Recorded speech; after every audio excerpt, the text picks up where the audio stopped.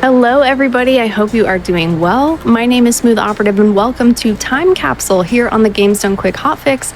It's the show where we travel back in time to your favorite years in gaming and showcase awesome speedruns of games that were released in the same year. So tonight, we are taking it back to the year 2002 with speedruns of Sly Cooper and the Thievius Raccoonus, and later Metroid Prime. But before we get into mischief, let's cover some announcements. First of all, Flame Fatales will be having its next all-woman speedrunning event, Flame Fatales, from August 21st through the 27th, and the marathon schedule is out now. You can type !FF in the Twitch chat or go to gamesdonequick.com/Flame for more information. Prize submissions are also open for that, so check the site and you will get all the details on that as well. Also, One and Done-a-thon is coming up August 13th through the 14th. It is the marathon where you can show off your favorite run, and that's your only appearance in One and Done-a-thon series. The schedule is out now, so you can use !OADAT in Twitch chat to learn more about that. But I would like to learn more about Sly Cooper, so please welcome Exodus X Animate and Dieter. Hello. Hello, thanks for having us. I'm very excited to show off Sly Cooper and the Thievius Raccoonus all vaults. I'm here today with my commentator, Dieter. Hello. And I just want to give a brief description about how awesome this category is. So all vaults, basically the whole point of this category is we're going to collect bottles and open vaults, which give us pages of the Thievius Raccoonus, which if you played this game before, you know the Thievius Raccoonus is the book that basically all the enemies, all the bad people in Sly 1 at least, ripped the book apart, stole the family heirloom, and basically hid them in these vaults. So what we get from these book pages is we're able to get Master Thief abilities, which allow us to do interesting things. For example, like rolling, diving, have the fast ability, so the game's 50% faster. So I love this category because it really shows off how awesome the platforming is in this game, and we get to use all the abilities. So I'm really excited to show it off. Yeah, so moving on from there, that's kind of a little synopsis of the actual category itself. Before we get started, though, we're going to talk first about some file manipulation. We don't actually start this run from a brand new game. We actually start with a file that's already had some changes made to it. So in these files that we have, we've already watched the cutscenes prior. The animated cutscenes before each world. Yeah, so that way when we get to these animated cutscenes, we can just skip them instead of having to sit through and watch them. It was a big quality of life update for runners that made it a lot more enjoyable to continue to It saved about 8 minutes worth of time. Gotcha. Super jumps? Yeah, so on top of that, we're going to go ahead and explain one trick real quick before we start because it starts right off the bat. We're going to talk about super jump real quick. So in this game, your grounded position is always tracked whenever Sly's feet is touching the ground. However, we do a mechanic called super jumping where you jump off the ground, you swing your cane, and then you jump again right as Sly is touching the ground. It essentially does not update Sly's position when you do this. So when you start in a position, super jump somewhere else, and then get in our stuck spot or take damage, the game only remembers you being back where you started your super jump, so it sends you all the way back to the beginning. And we use that to skip a bunch of... Yeah, we skip major parts of this game using super jumps, and I'm actually going to get to this vault right away, and you're about to see in a second. So without further ado, if you guys are ready, we're already here. Absolutely. Count it down. All right, on go. In 3, 2, 1, go. Good luck. Okay, so we start out here in Paris, which is typically the tutorial level, and we're going to go ahead and start off right with the super jump from the beginning. Essentially, it wants you to go through into this office, try to find a vault that contains Sly's documents that are kept by Carmelita Fox, but we can actually skip that entire level, jump down to the bottom, try to come up here and get stuck in these police cars. I might be okay. I'm just gonna restart. Retry again. It's not a big deal. This is an easy trick to try again. Sometimes the stuck spot is a bit finicky, the way we like to do it is we like to swing our cane and really get into the back corner of the car, and that way we're gonna be able to launch up to the vaults. But unfortunately, I am playing on a different console than I normally play on. I don't know whose fault that is. So the difference is this console uses hardware emulation and mine uses software emulation. So everything feels a bit different, but I think we'll be all right. Ooh, I saved it. Ooh, so we don't ground on that antenna as well, which is really handy to know. Makes things a bit easier when getting up here. And we should be all right We're here here. in the stuck spot. They'll send us through into the police headquarters, and there we are at the very first vault. By doing this, we skip the entirety of the introductory level, skipping a lot of the tutorial. So now that we've got the vault open, we're going to do this skip once again, where we jump over to the side and go down and finish this level, and then move on to the rest of the game. Also, you'll see on that vault there, I did the middle digit last. Now, the reason I did that was because there's a cutscene that plays if I allow that vault to open, and it's really long, and then I have to go through the whole Carmelita chase scene that's there. So, what I did is essentially I put in the correct numbers, and that allowed me to load as the cutscene was about to play, so I don't have to watch the cutscene. So it saves some time there. And then we can just reload and do our normal para skip, just the out of bounds movement to fall down to the end. And we do that in every other category as well. And talking about that file manipulation we were suggested to earlier, we actually just skipped one of the cutscenes that we would have had to watch if we wouldn't do that file manipulation, which we're about to skip another one right here. Typically it's this long-winded animated cutscene. They're pretty cool, gives a lot of backstory, but we're speedrunners trying to go fast. All right, this is 100% part of the run. Don't worry, guys. I'm definitely not turning vibration off because I totally forgot to do it. We're just going to keep going. The next little thing we're going to talk about is proxies. As you can see right there, what the game essentially does is you try to squeeze Sly's player model as tightly as you possibly can into these areas where he doesn't fit. And the game doesn't really know what to do with him, so the way it reacts is by sending Sly up into the air, just throwing him up, trying to get him unstuck from that spot. We also have a slight scary jump here. We just jump across, ledge grab the edge there, and then we can continue on our bottle route. I also want to mention cane jumps up here. So when we're jumping across a rope, we can actually time our inputs to give ourselves more distance and speed. So right here, that's how I'm able to move a bit faster. If you want to take boost jump, I'm just going to focus on the trick. Okay, yeah, so he's about to go for a trick here called boost jump, where essentially he's going to try to jump up here, pause, and get a triple jump just like that. First try, that's actually pretty amazing. He's essentially getting an extra jump by pausing and mashing really fast, and it allows him to get that extra height to get out of bounds and to skip a cutscene and actually save quite a bit of time. And unfortunately, unlike some other categories in this game, in all vaults, we actually get to enjoy this wonderful little cutscene here. Oh, yeah. But there's one little catch. If you move your analog sticks, you can actually move Sly and Bentley's heads. And as a kid, this is just the most fun thing to do. It is actually the best feature in the entire game. Like, this is the whole reason I play this game. Just to move the heads. Yeah, exactly. All right, so coming up here, we have some water wheels we have to jump across. I am gonna go for a jump across a little death plane here. We call it valve jump. If I fall, it can be a bit of a time loss, but I have confidence. So we run down, jump up on that little out of bounds area. It saves about 2 seconds.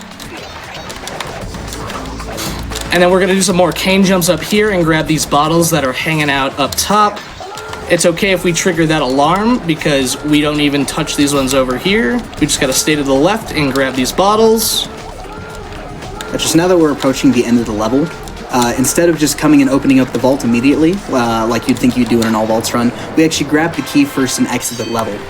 The reason we do this is so we can actually come back into the level, grab the last bottle, open the vault, and then we can actually view map and teleport outside of this level into the main hub. By doing that, we're actually skipping a whole bunch of running. We're having to double load to get back to the main center of the hub. It saves quite a bit of time doing that. You'll also notice that I'm at 19 out of 20 bottles instead of 20. Yeah. That's because we stayed up on that rope and grabbed those bottles on top of the tower. There's actually a bottle at the bottom of that last tower. So we can just run back this way and grab it right away. And you'll see again, when I go to this vault, I'm gonna do middle digit last. And the reason we do this, again, you'll see that autosave in the bottom left and that I collected the vault in the bottom right. That tells me I did it correctly, and we're good to go. So now I have the vault and I'm able just to menu straight into the hub world. So this Dive tech? Dive tech. Sly community loves dive tech. Dive tech is best tech. Gotta shout out the dive tech. This is the only level we get to use dive in this entire run.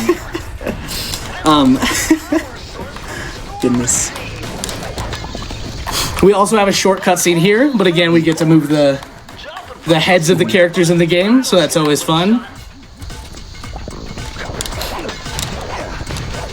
There's also a cutscene here that I'm jumping around. That's the reason I'm going along the outside of the pipe. Yeah, this is always a really cool level, even casually. I will say one thing that I really love about all vaults is it's a category that allows you to see a lot more of the game. Wait one sec. Dive tech. Dive tech. Fantastic. It's a category that allows you to see a lot more of the game without having to commit to something like 100%, where you have to get all the keys and do all MTSs as well.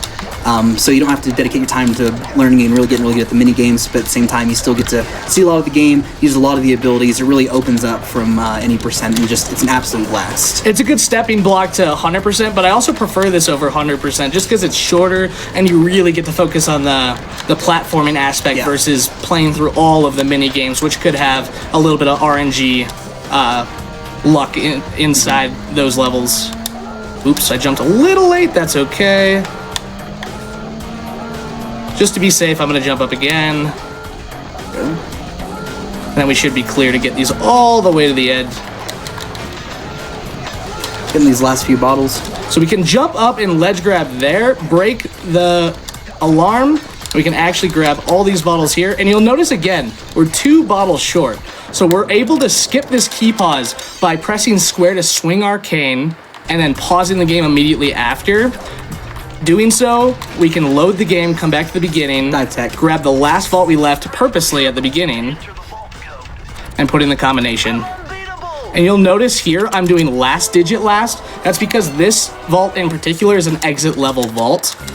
Any exit level vault, we're always gonna do last digit last because it's just faster that way. So here we have the roll ability, and this is where the game really starts to open up. Absolutely. Roll lets you move so much faster down hills. It gives you a lot more room to do cool things, and I'll show you what we can do with roll here at the beginning of this level. So there's a cutscene here. Now the great thing about Sly 1 is if we're at the beginning of the level, just loading the game will make the game think we've already watched the cutscene, so we don't need to worry about that cutscene. This is the only part of the game we're going to use this barrel, and I'll let Dieter take over from here. Yeah, so this is Cunning Disguise. It is a really, really cool level. The abilities allow us to essentially get through this level in ways that you weren't intended. Originally, you're supposed to be able to get into that barrel, use it to hide from flashlight guards, hide from the turrets, be able to move through and be all sneaky. But instead, by having roll, what it allows us to do is just get too close to these little pressure mats, and we can actually roll straight across them to avoid the turrets, and it's just so much faster than having to try to use the barrel. I think this is one of those levels as well that really opens up and really shows what's possible with speed tech in this game. Especially with all vaults. It's just the movement is so nice, it's so much fun. It's just an absolute blast. And we're actually going to jump up on this wall, come up to the chandelier, and this will allow us to jump across and grab these last couple bottles we need. And if we trigger these alarms, it's no big deal. I'm sorry about the noise if anybody has their volume loud. But we're actually going to get, as we say in the Slack community, a double wee-woo. It's coveted. Always love the double wee-woos. And this is a view map vault, so we're going to do middle last. You'll see the autosave logo pop up, and we're going to menu straight to the hub world, and I'll let Dieter take over for Loogie Lunge. Yeah, absolutely. So typically in this game, at this point, you're supposed to collect 3 keys. You then use those 3 keys to unlock a generator, destroy it, and that opens up a tunnel for you to go through to get to the second part of the first world. But by doing this trick right here called Loogie Lunge, where you essentially use the guard's projectile to jump off to get an additional 2 jumps, we're able to skip over the top of that out of bounds. Is really good.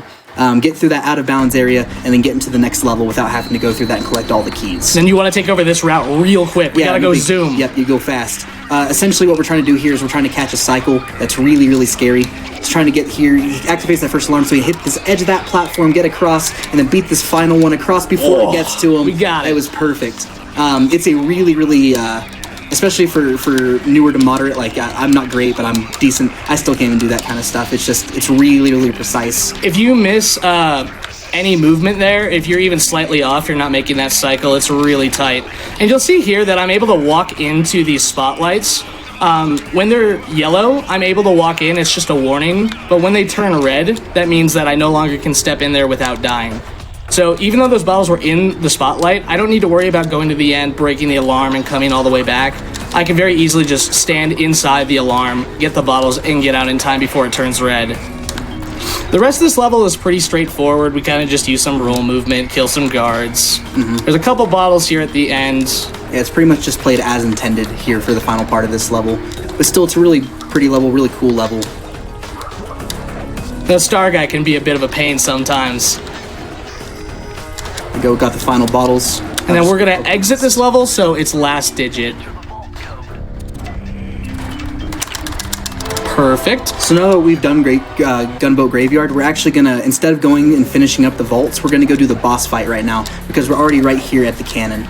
So usually you have to get all 7 keys in order to unlock the boss fights, but we're gonna do a skip here called Cannon Skip. Where essentially we start our grounded position, do a super jump all the way down to this pier, get in a stuck spot, and when we do that, what it should essentially happen is we get launched back to our starting position, it clips through the cannon and activates the trigger, so that way we're now moving into the boss scene, or into the boss fight, without having to do any of the work of the actual levels. See, that's the one really interesting thing about this game. You think we have to go around and collect all these keys laying around and open the blocks. No, we don't bother with any of that. We could just skip all of that. So you'll notice throughout this all vaults run, and this is what makes this category so unique, you really can focus on just the pure platforming aspect. There are a few mini games here and there, but all vaults really lets you just platform. Yeah.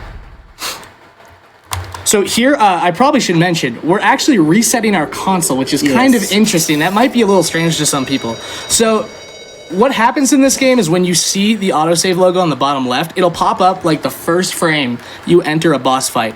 Now, that means you already watched the cutscene. Now, on a backwards compatible PlayStation 3, it's actually faster to reset your console to get into the boss fight than to watch that cutscene. Correct. Now, on certain models of PlayStation 2s, you actually have to watch some of the cutscenes. It really just depends on your model.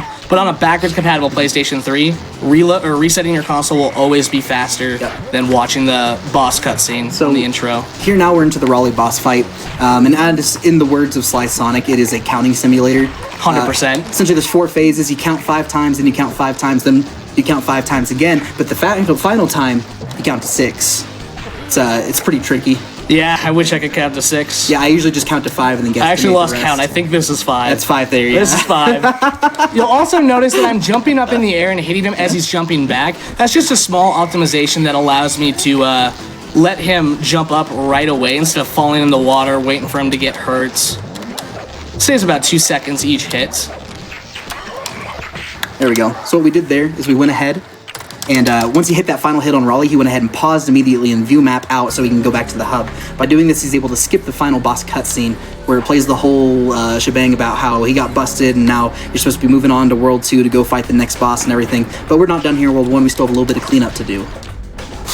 So now we're into the machine, which is actually, I believe, the longest platforming level. I believe so too. In Sly Cooper. That bottle's a bit tricky. I have to get there very fast to make that cycle, or I have to wait.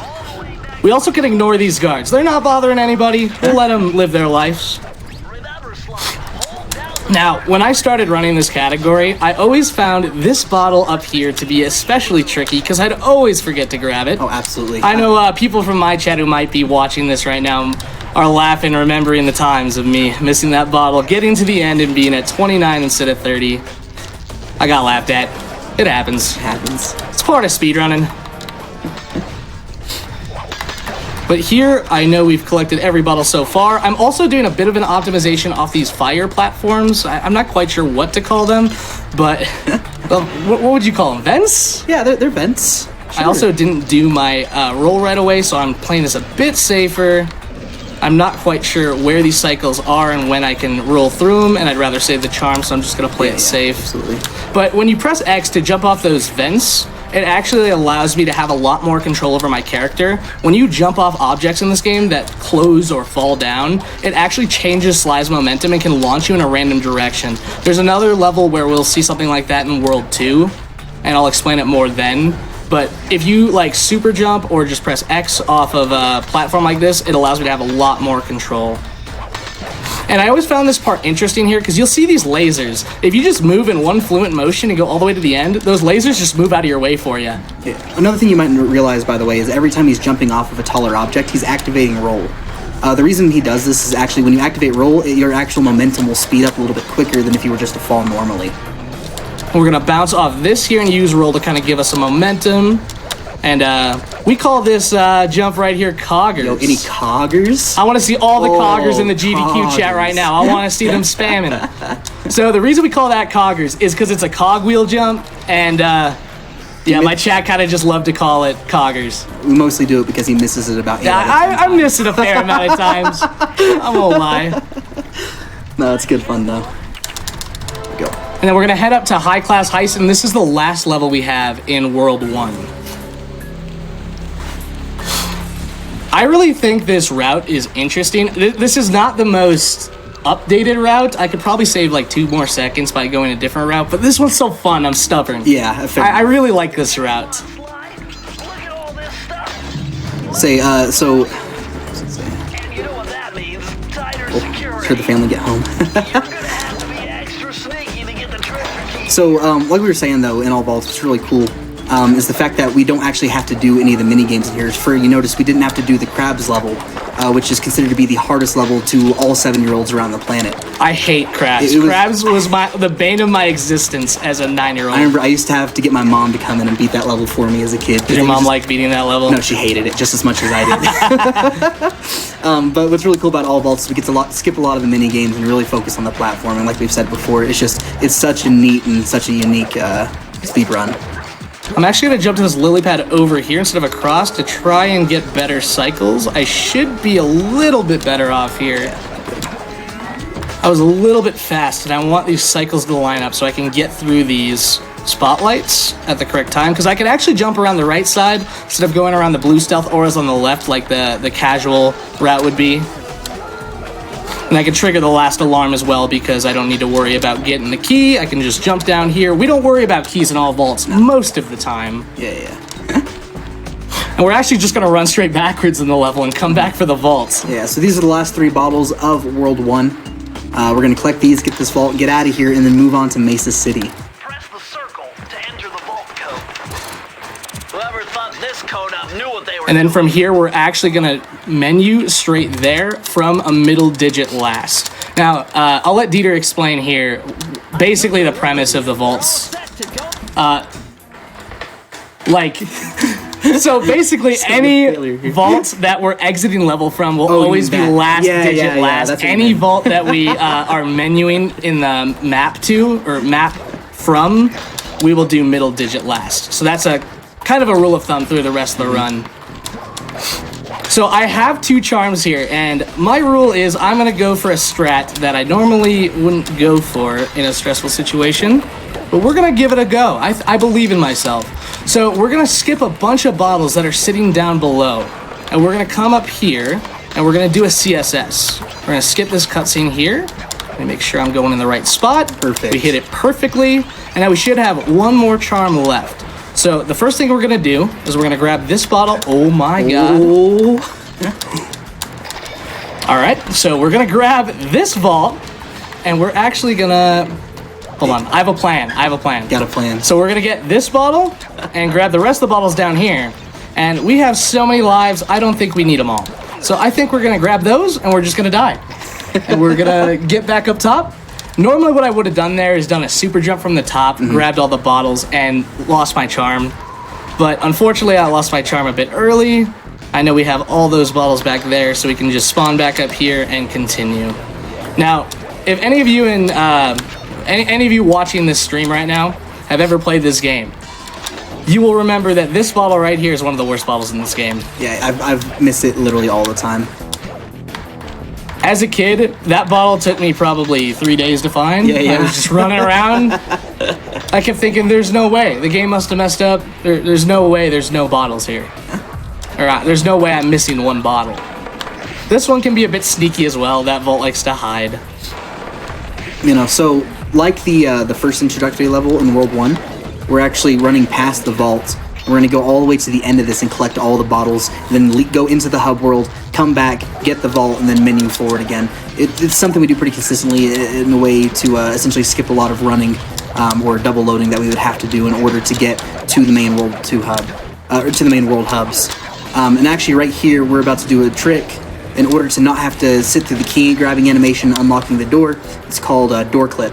So he's gonna be running to this corner, moving forward, jumping, double jumping right as he hits the ground, and just getting pushed right through the wall, which pushes us into the trigger. amazing. It was done first try. That's sick. First try on that trick is hard for almost any runner in this game. That trick can be a bit finicky, so I'm very happy I was able to get it first try. But just like in World 1, we're going to run backwards here and go back to the vault. There are a few more bottles that I need to pick up along the way that were just too far out of the way on the way up. But luckily on the way down, they're super easy to get to, and then we'll finish up this vault and head on to Boneyard Casino, which we get my favorite ability in the game. I'm actually going to play this safe and just make sure I don't lose my charm here. So we grab these 3 bottles here, and we should be done. Now, you might see this charm right here and think, oh, that's a free charm, I might as well take it. The thing is, I lose about a second if I go for that charm. I don't want to lose a second. A whole second. Whole second? Too much time loss. Too much.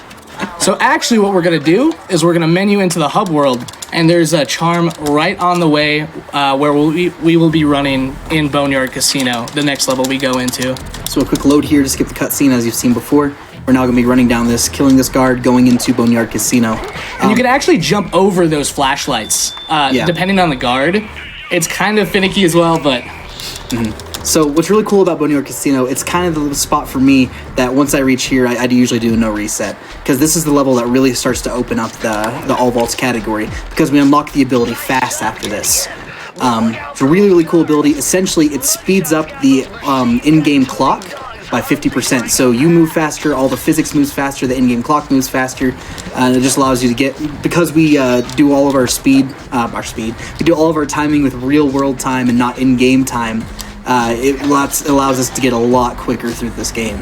My cycles are also a bit weird here. That back flashlight guard at the beginning there actually is on a random cycle. Sometimes his flashlight can point to the left, sometimes to the right. I got a bad cycle, so I wasn't able to move through that area the fastest cycle, but sometimes that's just how the game works. The nice thing about this game is it's mostly skill. There aren't a lot of RNG aspects to this game. These bottles like to hide behind the bushes. I remember as a kid this always gave me a lot of trouble as well. I'm gonna say that's another thing I've noticed we do a lot, is we always say it as a kid with this game, because this game is just so nostalgic to us. It was the biggest game of my childhood. I definitely spent more time playing this than any other game when I was small. I absolutely loved it. So my coin count is pretty high here. I actually could have broken those legs on that statue up top there and given myself a lot of coins, but I want to keep my coin count at a certain point, because in World 3, I'm going to want a coin charm just for safety to cross this rope where ghosts are going to try and attack me. So we're going to try and hold on to the coin count where we're at now, and hopefully we'll be where we need to be come World 3. So these roulette wheels are kind of interesting, by the way. If you're playing like 100% in this game, it's really easy to actually fall in to the water. You can glitch through the roulette wheel and fall in on the original version. On the remaster version, PlayStation Network, it's actually impossible to clip through. But if you're using the fast ability here, say you're doing like a Master Thief sprint, which is essentially just like a time trial, you can fall through those roulette wheels pretty easily. Now, it can still happen without fast, so I'm always kind of worried when I go across these things, always a little bit on the edge of my seat. But I think in the 3 years I've been running this game, almost 4 years at this point come August, late August? Something like that. Yeah, almost 4 years. That's actually insane. Let me put in this combo first. Man, I'm getting swift. But I have had it happen a couple times. Yeah. And it always scares me. It catches me off guard. So now after we've gotten that vault, we've now unlocked the fast ability, which as you can see right now, you move a lot faster, the guards move a lot faster. It's really, really nice. It allows you to go really speedy, quick, and feel really cool. It was a great job. He did Mugshot Catapult right there first try, which is actually nuts. It's another proxy where you get yourself stuck between the rock and the building, and it just shoots you straight up in the air so you can go out of bounds. Another thing to note from here on out is he's actually playing with claw grip from here on out, because he has to hold triangle for the entirety of this run. Just from here on, just always holding triangle. This is one of my favorite levels in the game. The movement and the route for this level is absolutely incredible, and I'm really excited to show it off.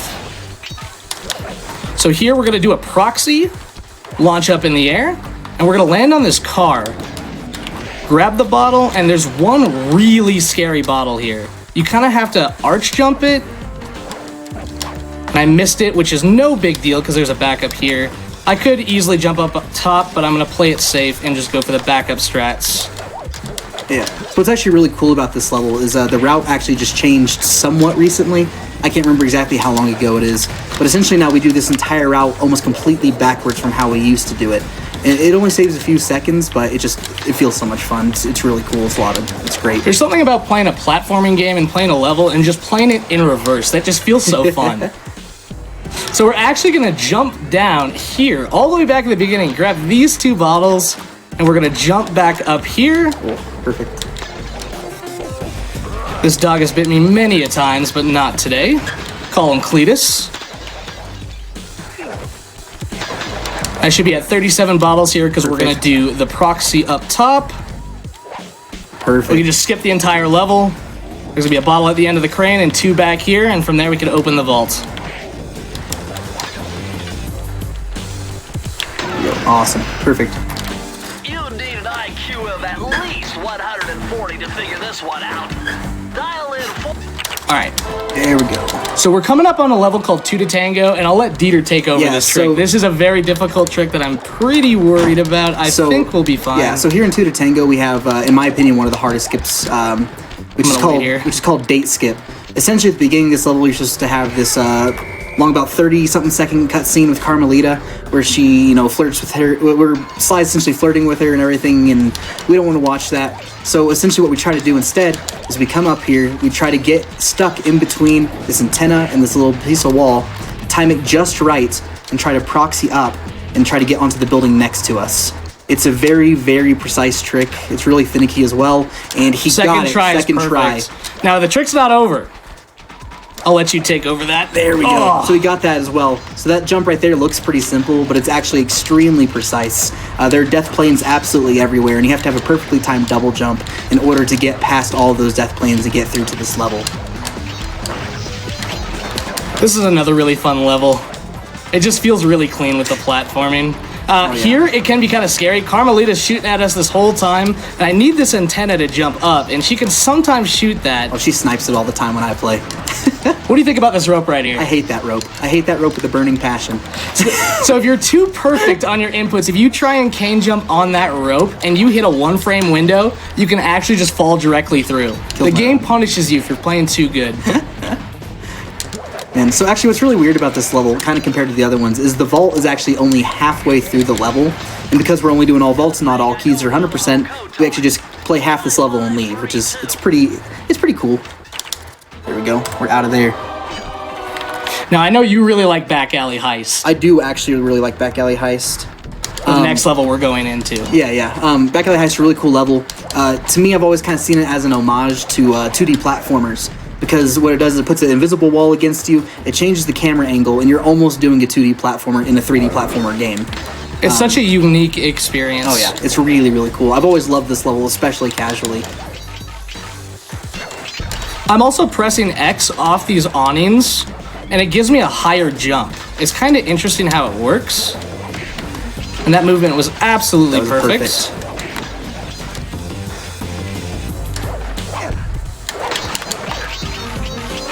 Can't forget these bottles right here. You also see me swinging my cane as I'm jumping here. That's just to cancel my jump and make it a bit easier. I am sorry about triggering that alarm. We are going to have to listen to that for the rest of the level. Nice there. And I only got single bottle hits here. It is possible to time it to get both, but I was just a little slow. Unfortunate. Again, I apologize about the alarm. Now here, this is the moving things that I was talking about earlier in World 1. I super jumped off of those AC units to make sure I didn't get thrown in a random direction. Super jumping basically just allows me to know exactly where I'm gonna be. There we go, we just picked up the last bottle. Finally time to open this vault. And then we're actually be moving on to the boss fight. There we go. And we're already on to World 2, boss. Yeah, so what we're about to do here is the final major trick in World 2. It is the mugshot super jump. Essentially, we create our grounded position. Oops. We create our grounded position. Oops. You're laughing at me. You're making it harder. Stop laughing at me. There we Create our go. grounded position. We do this really sketchy super jump over this water to the other side of Mugshot's mustache, and then it shoots us back through to our starting position, which puts us through the actual holographic marker that puts us into the boss fight. We're now going to reset once again, save some time, and then we'll come in to actually do the boss fight. Can't do that, man. You're stressing me out. It's good. Start laughing at me. It's great. It's okay. No, I think this run's going really good so far. I appreciate everyone watching and taking the time to enjoy some Sly Cooper. This is my favorite speed game. I've really enjoyed the community. The community has always been so wholesome, so kind. I originally planned on running this game just for fun, and it was going to be just super casual. But I ended up staying around for now almost 4 years because of how awesome this community is. So if you're looking for a speed game, I recommend checking out the Sly 1 community. Sly 2, 3, and 4, also wonderful people. So this boss fight's a little bit different than the others. Essentially, instead of being able to go hit Mugshot, because he's just too big and too muscular, your cane doesn't do anything to him. So instead, we have to go around, we gotta hit all these mirrors, which light these crystals, and damages them through magic? Sure, yeah, through magic. I think it's because I hit the last mirror, and then I hit him as the mirror turns. I don't know, I don't understand what actually damages. I never have. Sorry, my finger slipped off my analog stick there, really and scary. it made it a lot scarier. By the way, you can jump off this edge here. It saves no time, but it's a little swag strat. Now, there is a 1-frame pause I can do here. I have a charm, so I'm not going to go for it. I'm going to play it safe today. But you can essentially pause as you kill the boss and just menu straight So right out. here is called Chandelier Jump. You're usually supposed to jump all the way around and hit all these individually while avoiding his shots. Oh, he's got a charm, though. He's got a chance. That's all right. Here. We can just jump Get back around. Yep. Try to do Chandelier Jump Hold again. on. Hold on. We're all right. I'm going to let him... Shoot it, hit, and go. Yeah. I'm going to let him shoot one more time. But essentially, we're Playing hopping it up nice there. and safe. We're hopping up there. We're going all the way around. I died? No way. That's okay. We were due one stupid death. Fine. Of course. Marathon luck. That's what we'll just blame it on, all right? It's the altitude. Look. It's all the altitude. Yeah. I'm on top of a mountain right now. It's all right. Not a big deal. This boss fight is really short, and this run has gone amazing so far, so I'm honestly not too upset. It'll give me a chance to show off the trick the right way. So we're just going to come up here and hopefully not have my finger slip on the analog. Basically, you just want to have Mugshot following behind you. If you block yourself with the crystals and clear his line of sight, it's pretty safe. Anyway, so like I was saying, the chandelier jump, the way it's supposed to work is you hit the chandelier, you jump to the chandelier, run around the edges, and hit all the mirrors, so that way you can skip a whole lot of jumping back and forth and platforming around. Saves quite a bit of time on this. That was much better. Much better. There you go. He's gonna go ahead and load the game. We see the autosave logo pop up, which means we've defeated the boss, which now means we are moving on to world number 3. And just in the name of safety, I did an extra load there just to get that charm back. Just so maybe we could go for a few more riskier strats. That might make it a little more fun. So now we're moving on to Dread Swamp Path, which is once again the introductory level to World 3. This is like really where the game kind of takes a whole new kind of artistic style, I would say. It's really, really cool. It's really dark and dreary. I've always loved just the absence. Whoa! That's weird. So I grounded on top of that statue there, but it didn't count for some reason and launched me back. It happens on the rare occasion. I've just always loved, though, how World 3 looks. It's always been really, really cool to me. The music is so good, too. Oh, absolutely. So here we're going to run past these mosquitoes, grab this one bottle here, immediately book it back in the opposite direction, and we're going to jump up here and kill the swamp monster. You got to be kind of fast because those mosquitoes really want to bite you. And from here we can just climb up top, and we have 2 swamp monster guards up here. These guys are really easy to kill. Honestly, all you got to do to kill these guys, stand in one place and just swing, and they'll walk right into you. And then we got a free extra charm. We're extra safe. And do you want to explain what we're going to do at the end of this level here? You mean like actually on how we have to take out the guards and stuff? Like, So we leave one bottle. Yeah, so we actually leave a bottle behind. We don't get this vault right now. We actually come back at the very end of World 3. It's the more optimal route to take on this. This way we can enter the level from backwards, because the vault is right next to where I'm at right now. So if we complete the boss, we kill the World 3 boss, then we can just menu straight to hub, come backwards, and we can grab that last bottle, which is right next to the vault at the end of this level. a little bit easier than replaying the whole level. Oh, absolutely. Or watching the vault cutscene, I should say. Yeah. The vault cutscenes take forever. Okay, so now we're going to be moving on next to a level that's called Lair of the Beast, after he does this quick load to skip the cutscene. Lair of the Beast, I believe casually, is the coolest level in this game. It is so neat. Because typically the way you're supposed to play it is you go in here, you start doing all this platforming, and then a big snake monster thing comes out and it tries to chase you down. That thing always scared me. Yeah. When I was younger. It's really cool, but in the speedrun, we actually managed to get around that with some clever platforming and skip it. So we're just going to be... The bottle route here is also pretty intense. This is a very stressful level just because it's so hard on your fingers. Like, holding down triangle with claw grip here makes it really rough. I love this level. The movement's super cool, but it's definitely a little draining near the end. Your fingers get tired. Yeah, the fatigue really builds up on this level. I'm actually in a... I can't remember the name of it. Oh, look, I got a free life. Oh, huge. So here we're going to try and skip a cutscene by grabbing this hook here. I actually, when practicing earlier, accidentally grabbed too far to the side. This guy's really scary. Really doesn't seem to like me. Well, I triggered the cutscene anyway. It's only an 8-second loss. But essentially what you try and do there is just jump around the bottle. Yeah, the whole reason we're doing, trying to do that right there is because whenever Bentley is talking or whenever a boss is talking over an intercom, you actually can't use fast anymore. So by trying to skip a lot of these little, just these little like pieces of filler these pieces of filler dialogue, essentially it's slowing us down in the long run. Yeah, essentially we want to be able to hold down triangle as much as possible. And we're doing a fast super jump here to grab those two bottles. And when we jump across there and jump over the bones, we're actually able to hook onto that little log that's floating there. Now what that does is that means that snake never spawns. So we're never on a time crunch. So we can just take our time if we wanted to, but you know, we're trying to go fast. We'll keep going fast. But it makes it a lot easier because if for some reason you missed a bottle along the way, and that snake was following you, there's no way for you to get that bottle back. You have to just die and start over from that section again. World 3 is also a little bit different than the rest of the world. So in World 3, we actually also have to collect all of the keys, unlike everywhere else, because there is no skip currently to get through this hub without all the keys. So we have to do a key pause there, load. After we got the key, come back, do snake jump right there. He hit it perfectly, and then finally come get the vault. Now, Sly Sonic and the Sly community just ran this game. Hold on.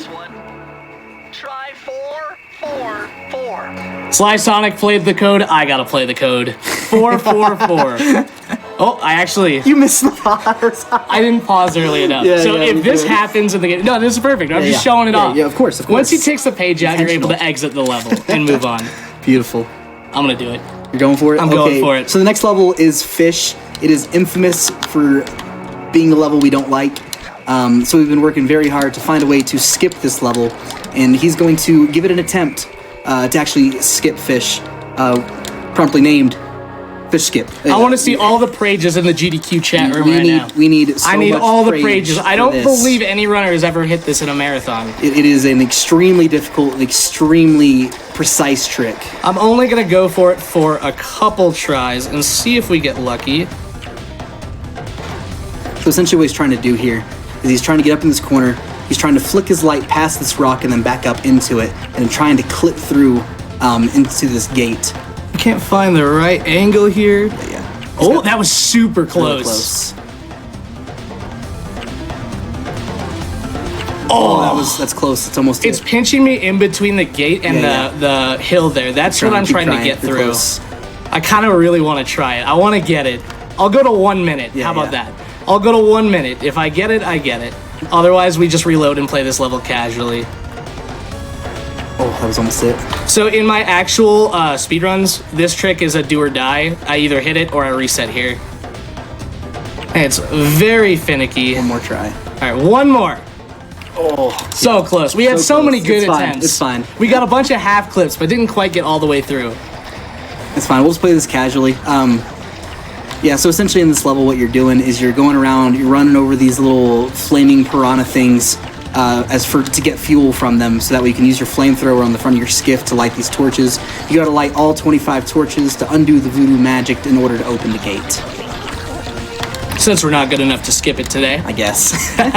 Now, this level can be a little scary, even casually. I know any of you in chat who have played this game before know how difficult this level can be. So I'm one of those people that a lot of people worry about, like trying to get out by 1 minute or trying to get out by a certain time period. For me personally, it's if I pass this level on the first time, it was a good run. It is just depending on who you are, it can be as easy or as hard as your skills allow you. This is where a bit of RNG comes into play as well, because as you'll notice, those fish spawn completely randomly. So sometimes you'll get like a big group of them. I don't quite know where this last one is. Where is it? There it is. But fish can be a bit of a nightmare for the Sly runners. And I dropped a left input on my D-pad, so we're just gonna walk out here. So to be fair, my console's a little scuffed, and it drops inputs all the time. And big credit to EXO. He's coming. He's playing on a console he's never used before, on an entire setup he's never used before, and 1,000 miles away from home. 1,000 miles away from home, about 9,000 feet in the sky. We went through a lot of hurdles to make this run happen, so I appreciate all you tuning in for the GDQ runs tonight. It's absolutely the elevation that's causing all this. Yeah, we'll just blame that. It's the elevation. We gotta come up with any excuse we can, right? So now we're moving on to Grave Undertaking. It is one of the more difficult levels in all vaults. Requires quite a bit of really clever platforming, as well as some good RNG at certain times. So you'll notice I didn't break that ghost totem there. The reason I didn't do that is if I break it, Bentley wants to talk to me. And we all know when Bentley wants to talk to me, it means I can't go fast. So I'm sorry, Bentley, we can hang out later, but for now, we're just gonna continue going fast. So we gotta grab that bottle there, and we're gonna do a bit of out of bounds movement here. Perfect. Jump up. There we go. Grab these bottles, and we're gonna go even more out of bounds. Come up here, and there's gonna be a jump we can hook on to a rope here. Beautiful. I'm gonna play this nice and safe, and we're gonna intentionally die here. This is the level where I mentioned earlier that we wanna be at the right coin count. So we're about to find out where we're at. So we're gonna purposely die here, and that'll give us a spawn point up top from our out of bounds movement. And I'm at 85, so I'm a bit short. So ironically, if I actually got the legs on the statue, I think it would have been fine. Should have broke the legs. That cycle's kind of scary. I think we're still gonna be. Do we have enough coins here? I think. It's gonna be tight. It's gonna be really tight. I'm gonna try and grab them just for safety. I think we got them. Yeah, we got them. Oh, you missed a bottle. Hold on. So only a certain amount of these ghosts spawn. So if you just get them spawned, don't kill them. There will never be more than a couple. Really scary part here. And there's our charm at the perfect time. This is why we needed it. Just for that. Oh no, we fell down here. Oh no. That's fun. That's okay. We got an extra life as well, so that's not a big deal. We just spawn up here. It's about a 25-second time loss. It's just unlucky. Had to inspect the clearance there. So funny story, we actually call the mosquitoes in this game Clarence, and he really wants to bite me, and I'm trying to rush these cycles. But yeah, the reason we wanted the charm there was sometimes those ghosts can get you from really far away, really, and there's not much you could do. All I could do is spam and hope. It really is RNG whether or not they hit you or not, so you just you rage the whole time through it. It sucks when it happens, but same thing here. And right there, I got really unlucky again, and there's nothing I can do about it. There you go. So that should put us at 36. Now, you might be thinking, why am I getting the key when I have 36? Well, the last 4 bottles are in vaults next to the vault with the Thievius Raccoonus page in it. So we're going to do some out-of-bounds movement here, and we're just going to skip this entire level. There's a lot of invisible walls I can run across up here. If we stay to the right, I fell a little bit too far. But from here, we can drop down and get the last couple bottles. There we go. We got 1 charm, and now we get to head into... is this our first minigame? No, we already did fish. Oh yeah, we did have fish. This is our second minigame. So now we're moving into a minigame. It's called Down Home Cooking. Typically in the community, everyone calls it chickens because it's just a bunch of chickens. Essentially, there's a ghost who has a key, and he's willing to trade you that key if you can get him enough chickens for him to make his gumbo. Needs his gumbo. He needs his gumbo. But we do this with fast in all vaults, so it's a lot scarier. It's a lot scarier. And I got no good spawns off the bat here, so let's see if we can turn it around. It's a lot scarier than doing this in any percent, because in any percent you're doing it at regular speed, while versus here you're actually doing it at 50% faster speed than normal. Which means follow me over there. Your timer on the screen is also going down faster, as well as the chickens are moving faster, the roosters are moving faster. It's absolute chaos, and I don't know how he actually does this. I actually just don't use fast running. A lot of practice. It's very stressful even now. Yeah. Also, an interesting fact about this level, you can actually wrap your cane around these objects that are hanging around the middle of the little level here. If I swing around the outside, it might sometimes stretch my cane to reach further, and I'll hit a rooster from really far away. Now, that was an insane Those are really good chickens. I'm very happy with how that went. And again, we're just going to do a key pause here, and we see that autosave in the bottom left, Good to go. and that tells me that I've gotten that key, and I'm safe to move on. Yeah, so now we're actually going to be moving on to a ghostly voyage. Ghastly Voyage. I don't know how to read. So you just got to remember the levels. I was born and raised in Oklahoma. They didn't teach us how to read, okay? But Ghastly Voyage, this level's really strange. It's a bit of an auto-scroller at the beginning. Not a lot happens here. So, Sly Gold, just give a shout out to Sly Gold. This is the moment we'd like to give a huge shout out to Sly Golds because we got some time. Essentially, it's a website where where the moderators will keep and track all of the golds between all of the games from Sly 1, 2, 3, and 4. It's really fantastic. It essentially allows us, if you ever want to see what the current fastest possible strat we have is in the individual level, you can go there, look it up, try to mimic it. Fantastic site. Big shout out to Sly Golds for everything they do for us. Yeah. Sly Golds has made a lot of things possible in the Sly community, including smaller speedrun events where we get to show off some amazing Sly runners. I almost lost my charm there. You're good. You can actually skip this level as well. It's a task strat, and you actually are able to proxy up from that beginning auto scroller section. We call it a task strat, but there are some people who are crazy enough to actually go for it. And Has anyone hit it? so there's a guy named Gahis. Jeez, I can never say his name. G. His name is G. Yeah, what's up, G? How you doing, man? What's up, G? If you're watching. That man's insane. He's so crazy good. He goes for that strat, and he actually had a run the other day where he almost set the new world record in any percent by getting fish skip really optimal, and then also getting optimal first floor skip on this level as well. It's insane how crazy precise. Are you talking about first floor skip or the actual task strat at the beginning? Optimal first floor. So there is a way to actually skip the bottom level. We call it first floor skip. Mm-hmm. Basically, you just proxy between a wall and I believe it's a checkpoint. Yes. I don't go for it in runs, mostly because I don't like to I like to finish my runs, all right? Now, if I go for that trick, I'm never going to finish my runs. Now, G, that guy, cracked. So that good. man can take over for me. You do all the first floor skips you want to do. It's crazy good. Now, coming up here, this is honestly one of the scariest levels in the game. This is Descent into Danger, and for some reason on this console, there is a lot of lag on a certain cane jump I'm going to do to give myself more distance and height to jump over the spiked wall. So I'm going to do something a bit different, and I'm actually going to grab these bottles on the first pass. Why did I get stuck there? That was really interesting. That was weird. Now I'm going to have to wait for this guy.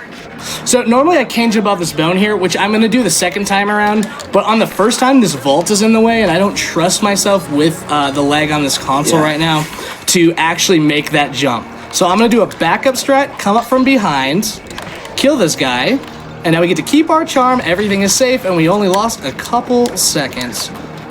We're going to jump up on this little wood beam, come up here, and this is actually scuba skip, which I'll let Dieter explain. Scuba's a really cool trick. Essentially, they're supposed to be the water is always a death plane, but the developers actually didn't extend that death plane all the way down into this tunnel here. So by jumping and then doing a delayed double jump, we can actually get past the death plane, land in the water, and run underneath. We call it scuba because, obviously, scuba. We go diving. We go diving, man. All right, I'm going to go for the cane jump here. It should be a bit easier now that I have a bit more room. We nailed it. Beautiful. And I actually went a little slow on that, so I'm going to wait for this guard to make sure we're safe.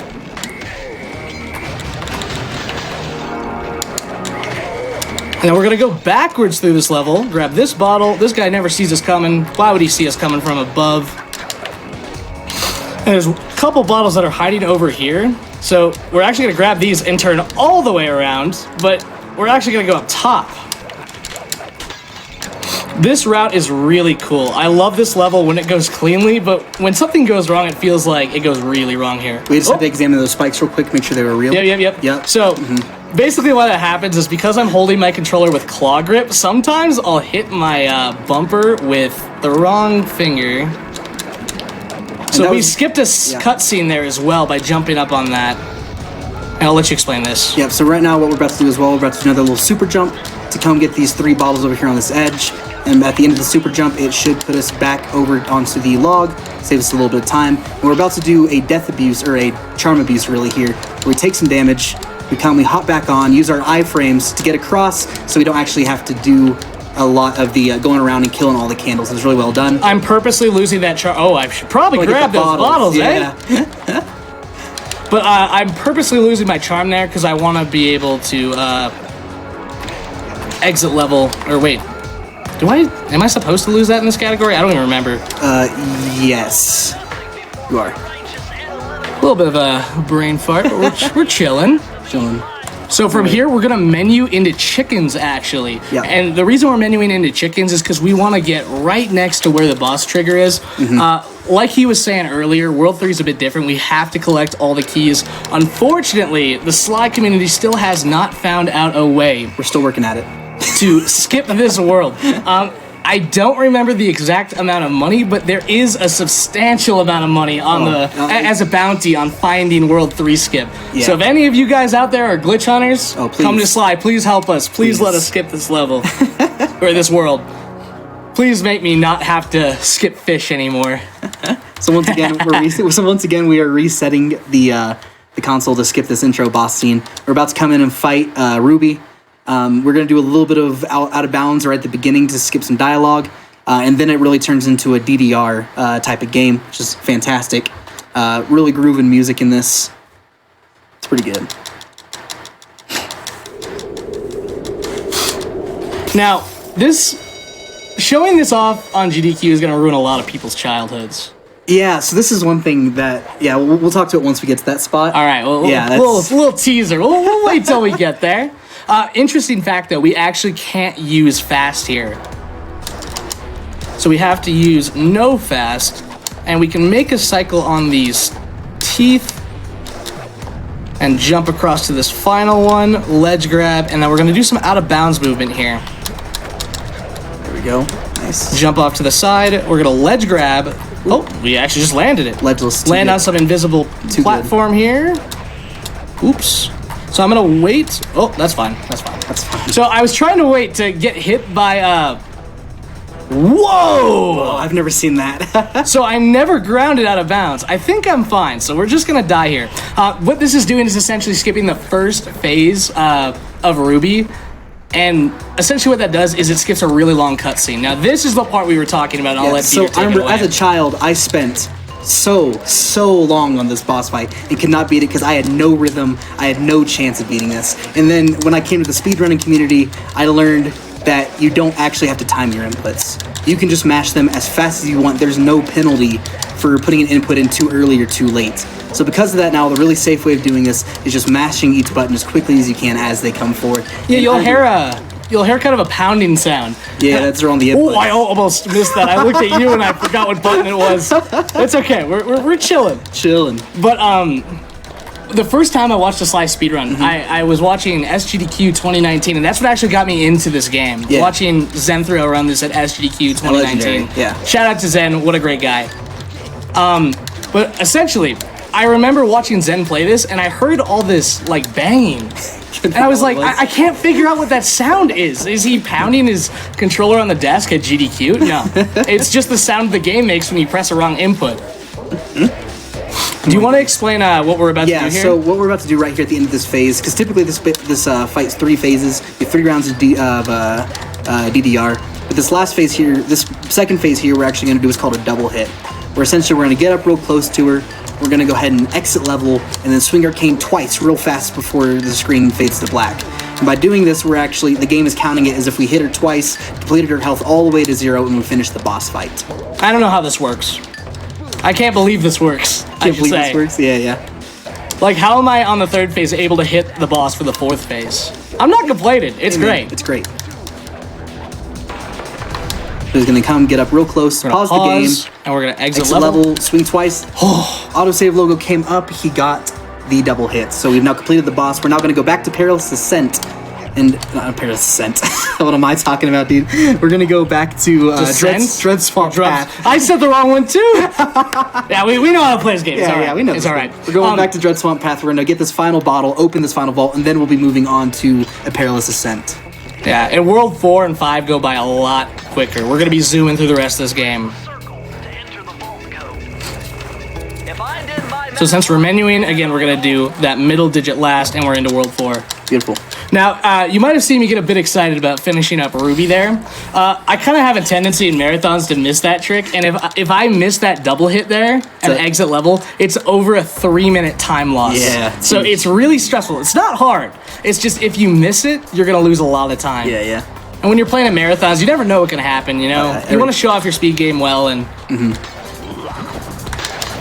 not lose 3 minutes to a boss. Yeah, absolutely. Especially because I lost time to Bugshot. Oh yeah. Oh yeah. I forgot we explain this here. We got to save the villagers. Yeah. So essentially, if you go too close to that bottle, Panda King will actually kill, or like not kill, but he'll essentially cause an avalanche to fall on an entire village and wipe it out. So by being really, really careful about that and just swinging Arcane a lot, we can save an entire village just that easily. It's pretty amazing. I usually don't have any trouble with this, but this sign is actually really interesting. It's hard to jump on it. It's such a narrow platform you're actually able to stand on. And I'm standing to the right here to avoid a cutscene that can even play out of bounds. That's the one we avoided to save the villagers. Yes. Here we go, just some more basic platforming, getting across through here. Scary part here, trying to get across these icicles. Oh my, I don't know why you don't even look up at him, dude. See, when you do them, you just run across them. Yeah, I know. Oh, left monkey gang. Nice choice, nice choice. Gotta hit the firework. Always. Now, we can actually hide behind this rock. This guard won't see us to the last second, and then we're gonna slope jump up and break these fireworks, which launch them up. I don't know if we explained slope jumps. We totally didn't, yeah. So slope jumping essentially in this game is where if you run into a wall that's slightly slanted and then you double jump or jump up into the wall, Sly can actually get a higher jump out of it. What we're doing right here is actually a little super jump. Oh, I dropped it. Dropped it. We're gonna do it slower this time. Just like we've done super jumps before, start position, get to a new stuck spot, and then it should slingshot you through the trigger you're trying to go through, which puts you in. And this is just like the other first levels of each world, where essentially we're just trying to get that spawn point in the hub world, and then we come back and finish it off. Now, this level's even more interesting because, first of all, we're going to do a very cool bobble route here and make sure none of these guards see us, because if one spots you, it gets real rough real quick. But in this level, what we're actually going to do is we're going to collect all the bottles, but we're not going to open the vault. We're going to come back later and open the vault. This is going to be the last vault in the game that we open. So now we have all 30 bottles, we're all good to go, and we can move on to Unseen Foe. I'm gonna trigger this dialogue here, and we actually got a pretty good cycle on this guard. Yeah. So again, with the dialogue, we're not able to use fast. And because of that, I like to trigger that earlier on the shorter distance walk than the very long distance walk we do in a bit. Absolutely.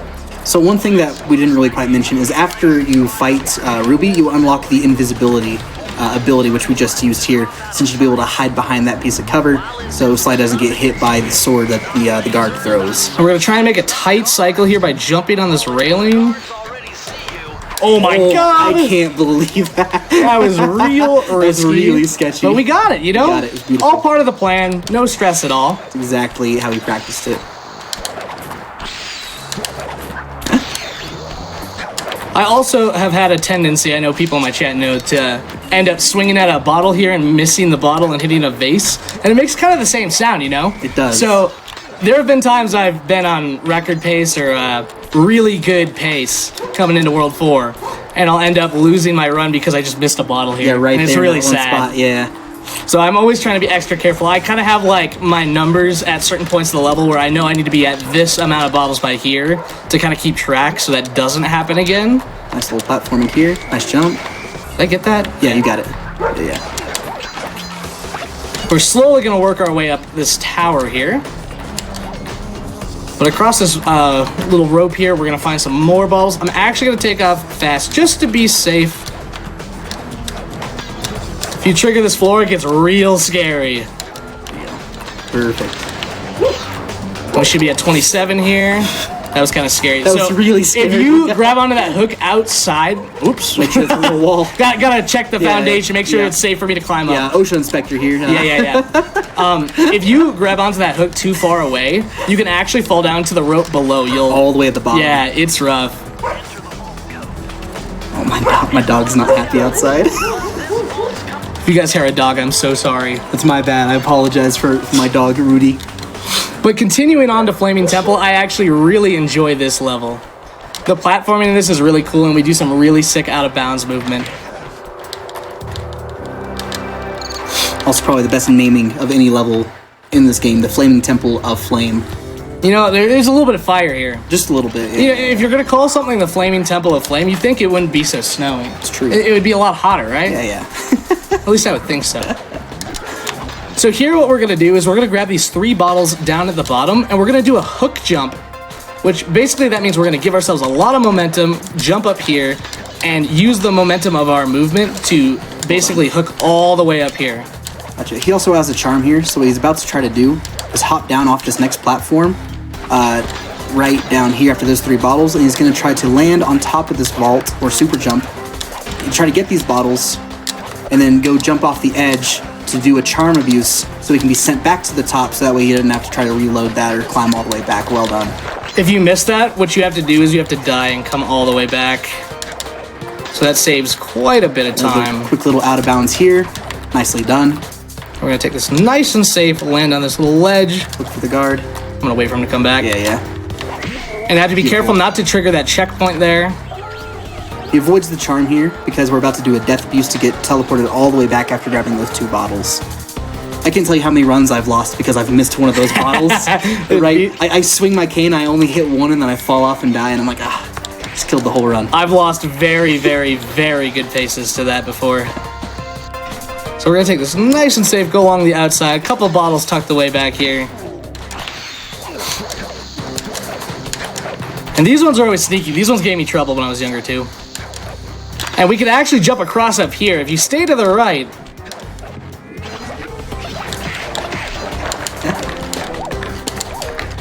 And now we're almost done with every vault. I think we only have one. We have 2 more, including Perilous, but we have every bottle in Perilous already. We only have 1 more level where we have to collect bottles. Oh my god! You just got so lucky. I like glitched onto the vault from down below. I've never seen that before. I haven't either. That was really was so trippy and lucky. scary. I've never seen anything like that. So we're about to do another little really sketchy out of bounds right here. Get around so that way we don't have to get the 3 initial keys to open up the middle to get to the second portion of the hub. We're just going to go on this out of bounds route to get around it. He's going to try to go for a gamer jump here. He's going to inspect it first. Then he's going to miss the gamer I knew it wasn't but safe. It's no big deal. I knew it wasn't safe. That's why he inspected it for... I don't know how I didn't hit that guard there, but you know, he can hang out. I'll let him live. Yeah. He got lucky today. Nice guy, XO. So here, do you want to explain this? Yeah, so we're about to do another little cutscene skip. Essentially, the edge of this platform here is about the width of Sly's body, but essentially, by jumping around that edge, you get to skip an entire cutscene once again where Sly gets all flirty with Carmelita. It's fantastic. I tried to grab a few extra coins, so maybe I could get a charm? Yeah.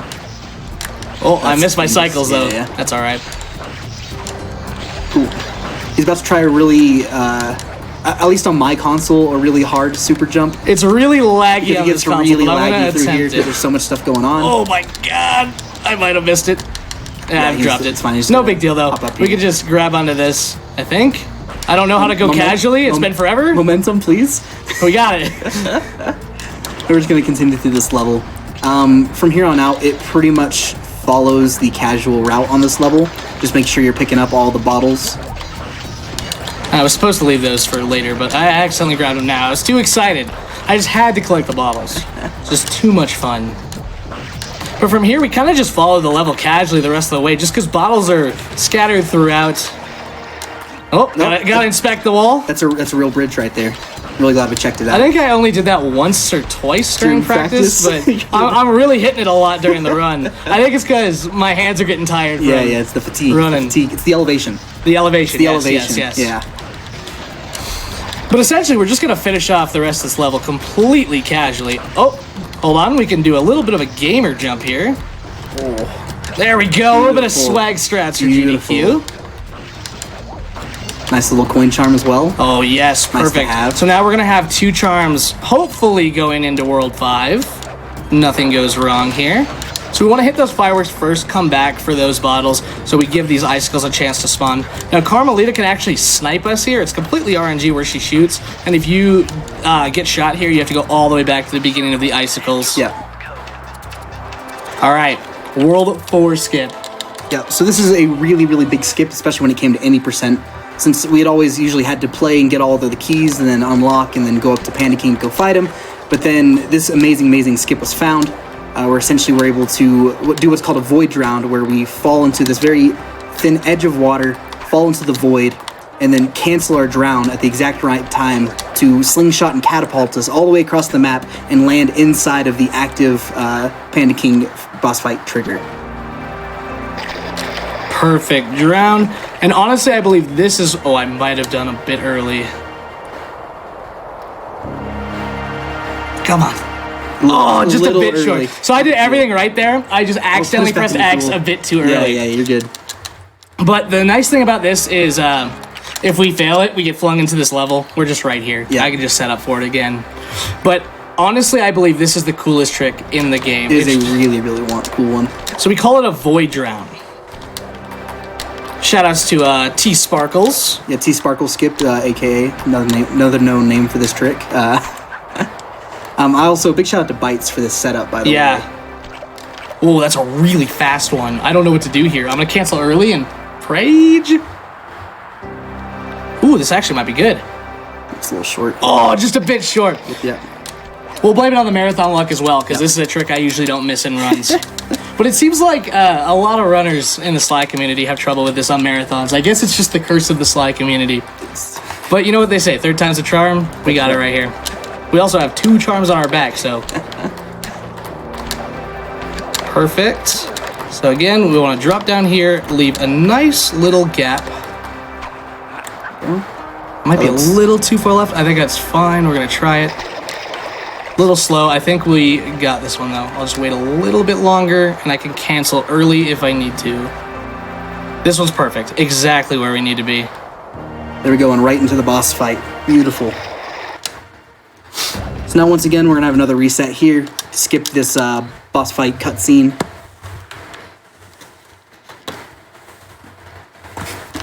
Had to get a drink of water there. I see. But coming up here, we have a trick called... you want to explain it? No. Yeah, I got you. Grim Pandas? Yeah, so the trick's called Grim Panda. Essentially what happens in this boss fight, it's probably the simplest boss fight. You run up, you dodge his attacks, and you whack him a whole bunch until he boots you back to the beginning, and you gotta run back up and keep whacking him. Essentially we have a trick though called Grim Panda, where you run up, you whack him, and then you do a jump, and if you swing your cane at the same time, and then you mash the X button really, really fast, and you hopefully bounce straight up and not back all the way to the edge, and allows you to just keep getting these hits on him as fast as possible. Just like that. That's 1. That's 2. That's 3. That's 4 for 4. He got them all. That's really, really good. Now we're going to exit level from here. Beautiful. Now we're actually going to go back and get the Perilous Ascent Vault, but first we're actually going to create a new save. So in this category, you're allowed to make new saves once you've already done that portion of the As run. is the case in any category in this game. As long as your dummy save is created during your run, it's legal.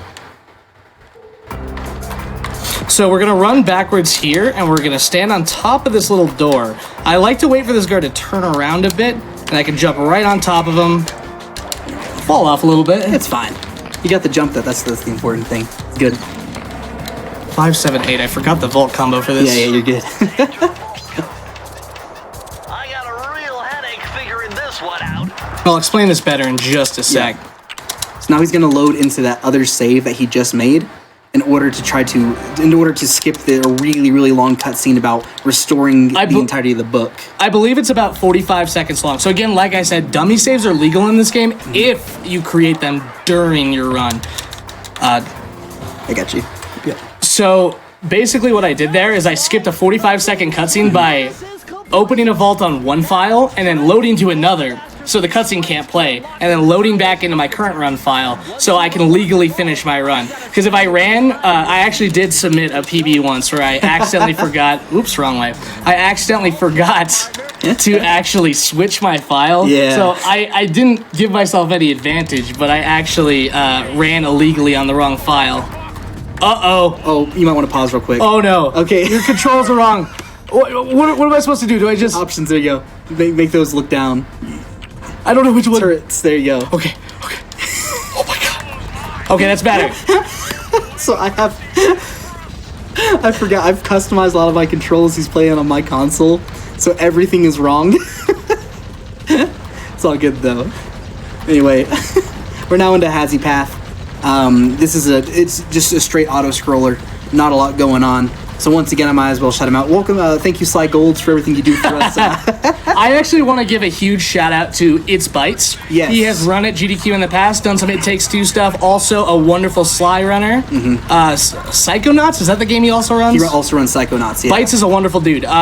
We actually had a lot of tech problems setting this stream up today. Oh yeah. And I'm really happy that we are now in World 5. We've got like 10 minutes left in the run, and everything seems to be working so far. Knock on wood, hoping everything continues to stay good. Yeah, but so Bites actually helped. Big shout out to It's Bites, and another shout out to Snuggles as well. I'm like not in on this inside joke that's going on right now. But Bites, thank you so much for helping us. I don't know if we would have been able to make this work without your help. Chat just saved me. You might want to fix the jetpack as well. Oh. Because that's going to be backwards. Thank you, chat. That's going to be backwards as well. Jetpack? All right. There you go. Okay. See, we meant to do some like full practice runs before this. We got a bunch of half runs because of the tech problems. We had so many tech problems. We couldn't get it was all part of the experience that we got it all worked out, and we're able to stream at GDQ. I've had a blast. Thank you so much again to GDQ for having this on. This has been so much fun to show off this wonderful game, this wonderful category. Oh yeah, it's been a blast. Absolutely. Thank you so much for showing it off for us. Not a problem. Now, I do have a tendency whenever I'm on a really good run to actually get hit by some of these falcons, and it's really upsetting. I think there was 1 week where I lost 3 any% records in a row to this level, just to getting hit by birds because the nerves got to me. I remember when I was trying to really push my first sub 40, I died on this. I lost like 4 runs in a row as a Hazy Path. And then I remember my very next stream was called the Never Failing World 5 Again Spectacular. I remember watching where I ran World 5 25 times in a row just to make sure I wouldn't. I should do that again. Okay, so what we're going to do here is try to despawn the slug, which I think that was good. It might have been high. It was a little high. Oh, we got him. I think we got him. So essentially, there's typically 4 slugs that actually spawn on this level, and you're trying to. There's 3. Yeah, so there's only 3 left, right? Yes. Where are these computers? Yeah, so essentially what's happening in this level is you're trying to race to run over 60 computers before the slugs can run over 60 computers. And by despawning one at the very beginning, it makes it a lot safer of a level. Yeah, it just makes everything a lot easier because there's less slugs trying to steal your things. You can actually, if you want to take the time, you can actually despawn all 4 of them. 4 slugs. And just drive around and have fun in this level forever. Yeah. So the interesting thing about this trick, or so-called trick, I guess, we call it the slug despawn, right? We knock the slug out of the map, he gets despawned. That's not quite how it works. How the despawn actually works is we knock the slug out of bounds, and he actually just infinitely falls. That slug still exists. He's just infinitely falling and can never get back and find his way to spawn back. With all the other ones, the trick is you really just want to hit them off the side. If you hit them off the middle sides versus like right back where they came from, you don't have to worry about them coming back as fast because they have to swim all the way around. Because again, all these slugs, all 4 of them are the exact Same for slugs.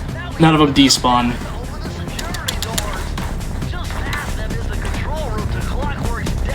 Now coming up, we have Bentley Skip. Yeah, so this next level is called a Daring Rescue, also known as Not a Real Rescue. Essentially, we're going to be going in here. We're supposed to go up to Carmelita, snack this glass, try to save her, but then we get trapped, and then it's up to Bentley to come through with his hacking powers and save the day. However, you can skip all of that by doing this clever little trick, which we just simply call Bentley Skip. So we're going to do a slight cane jump here to skip all of that. And this is where we skip this level. Because you can see the trigger for the next level after this in the background. I'm just trying to line this up perfectly. A little bit too far forward.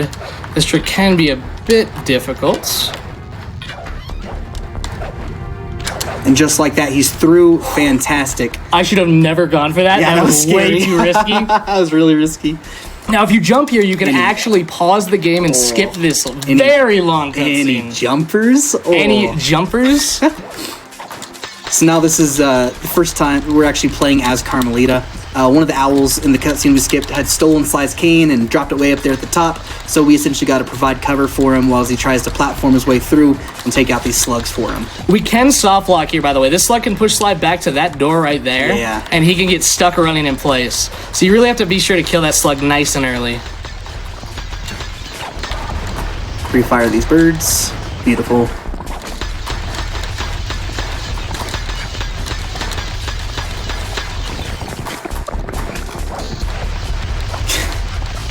And we can pre-fire all of these slugs up top. We will really want to make sure we pre-fire these. Yeah. Because if there's too many up here, they actually proxy off each other and can launch to the end and kill Sly. Yeah. There's a really infamous run of that happening. Yep. Yep. It's beautiful. You never kill the slugs. Never. Yeah, you don't need to kill the slugs. You can just watch them if you want. Next thing you know, slug kits proxy right into you. All right, we are on to our final two levels of the game, and this one goes by quick. Yeah, so this is Sinking Peril. In my opinion, it's some of the coolest actual platforming in this game. Doing a cane jump. Oh, cane jump. Essentially, we're doing... I don't do the cane jump That's crazy you don't do the cane jump there. Essentially, though, we're trying to skip as much of this platforming as we actually can to get to the very top. Jumping around that, beautiful. We're doing this last really tricky kind of jump, which he nails first try, which takes us to the very end of this level. And now we're finally moving on to the final boss fight against Clockwork. Also, if you hold fast down there, you can actually sometimes, I don't know if it's every time, but your menuing moves really fast. And it's only in that specific level. Cool. So we go ahead and just load there to skip the initial dialogue between Clockwork and Sly. Now it's really simple. We're just going to be avoiding these little purple balls he shoots at us while waiting for Carmelita to weaken him with her taser pistol, and we just shoot those weak spots.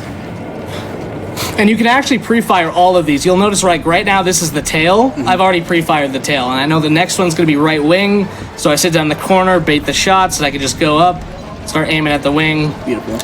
So now we're going to be moving on to a second phase of Clockwork. Now, I absolutely love this dialogue, and I don't want to interrupt it, but I do want to mention this second phase. We can be purple ringed. Now, what purple ring means is there's rings that are going to fly at me, and they can hit the level in the background that we're about to land in. And if a ring hits the level, it'll bounce back and hit you from behind, and there's nothing you can do about it. Absolutely. It's very rare, but I have had it happen to me in a marathon before. Yes, you have. Yeah, he's known for getting purple ringed, and it's... I'm sure everyone in the Sly community knows, in chat right now is just ready for me to be purple ringed. Oh, dude, always. Come on, you guys gotta root for me here. You gotta show me a little love, all right? I will finish you like I finished your father.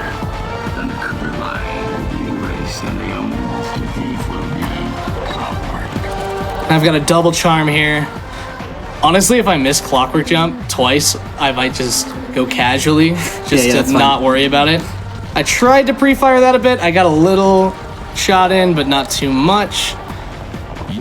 So it's on any of these first 3 cycles on this phase that it can happen.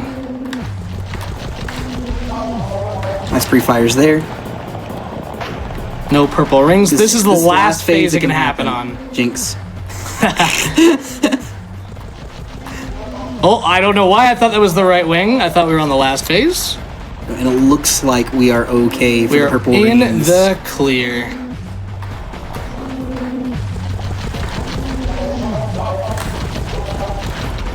we go. Now we're finally onto the last phase, which is supposed to be this really tricky platforming part. Then you go up to Clockwork and you bash them a bunch of times, and that's how you complete the game. And the time will end on the final hit of Clockwork here at the end. Which I did that with fast. Nailed Clockwork I've Jump never done that really with fast. That's insane. So time is on the last hit. That is time. Oh. So I didn't even mean to do that with fast. That was a complete accident, and when I did it, I was like, oh no, I'm dead. I got it. That was wild. We gotta end it off with a bang. For sure. I hope you all enjoyed Sly Cooper and the Thievius Raccoonus all vaults, but it's not quite over yet. Now, it is tradition for this game in marathons, we gotta watch the kiss scene. Oh, absolutely. Absolutely. We gotta watch the kiss scene. It's always required. So let us enjoy some of these credits together, and we'll say our outros here in just a moment. Boy, it took a lot of guts for him to get out in the field with me. I know he was Waiting for that real quick. But just once again, I want to give huge shout outs to It's Bites. Huge shout out to Snuggles for helping us get all the tech set up. Huge shout out to Heartless Kyrie for Sitting off camera, giving us support. She brought her monitor. She drove her monitor down 5 hours to us so we could actually have something to play on. Yeah, right now we're on top of a mountain, and our friend drove 4 hours to bring us a better monitor with less latency to be able to play this event. So huge shout out to the Sly community. You guys are all awesome. I want to give a special shout out to Sly Sonic, who just ran All Vaults Remaster at ESA and did a wonderful job. Sonic, we love you. Way to show off an awesome category. And I'm looking forward to seeing you running more marathons. Oh yeah, so much. And here we go with the kiss scene. Oh, it's the best part. This is what I live for. This is what you live for. This is what I live for. Okay. It's my whole existence is based around this. And there it is. Oh, beautiful. Okay. All right. We could call it there. Thank you so much for having us on GDQ Time Capsule. I hope everyone enjoys Metroid. It was a wonderful time, and I'd love to do it again. Thanks again. Thank you guys. Well, thank you both for being here. It was amazing to watch. I hope you look back at this chaotic setup run with fond memories. This was such a wonderful time. I wouldn't have done it any other way. We appreciate you being here, and shout outs to Kyrie as well for driving so far to deliver that. But yeah, before we break, please make sure to check out at Games Done Quick on Instagram if you want to get bite-sized clips from our Hotfix shows, as well as behind-the-scenes stuff at our events. And also big shout outs to all of our supporters, your subs, Prime Gaming subs, gift subs, and bits cheered here on the GDQ Twitch channel.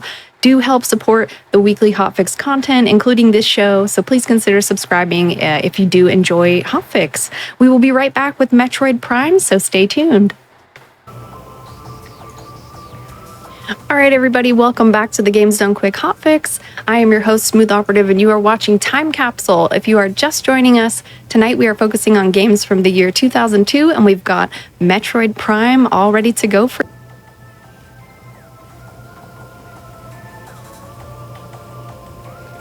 Woo! Woo! And the crowd goes wild. Oh. Yes. Oh my goodness. Cosmo, you want to start off intros?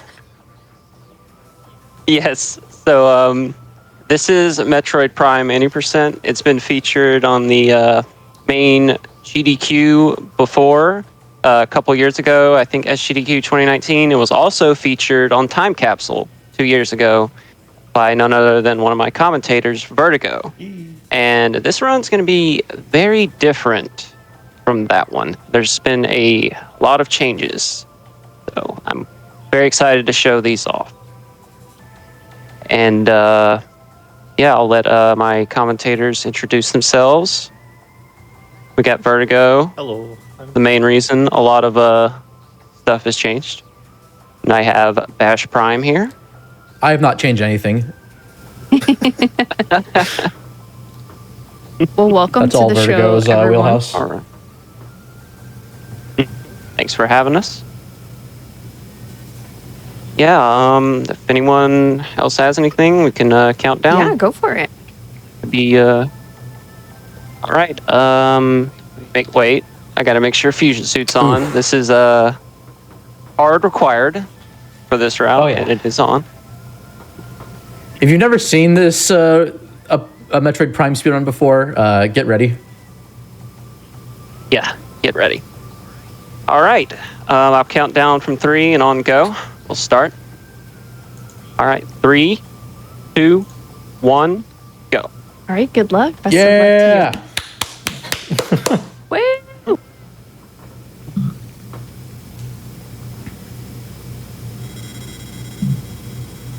Unidentified distress. This is going to start with a boss fight, so just be ready. All right, here we go. Target. Playing it smooth and safe. I like it. There's a second set that are more reasonable. We'll see how it goes. All right, one set down, one set. Hey, there we go. Right here, Cosmo is doing what's called a dash.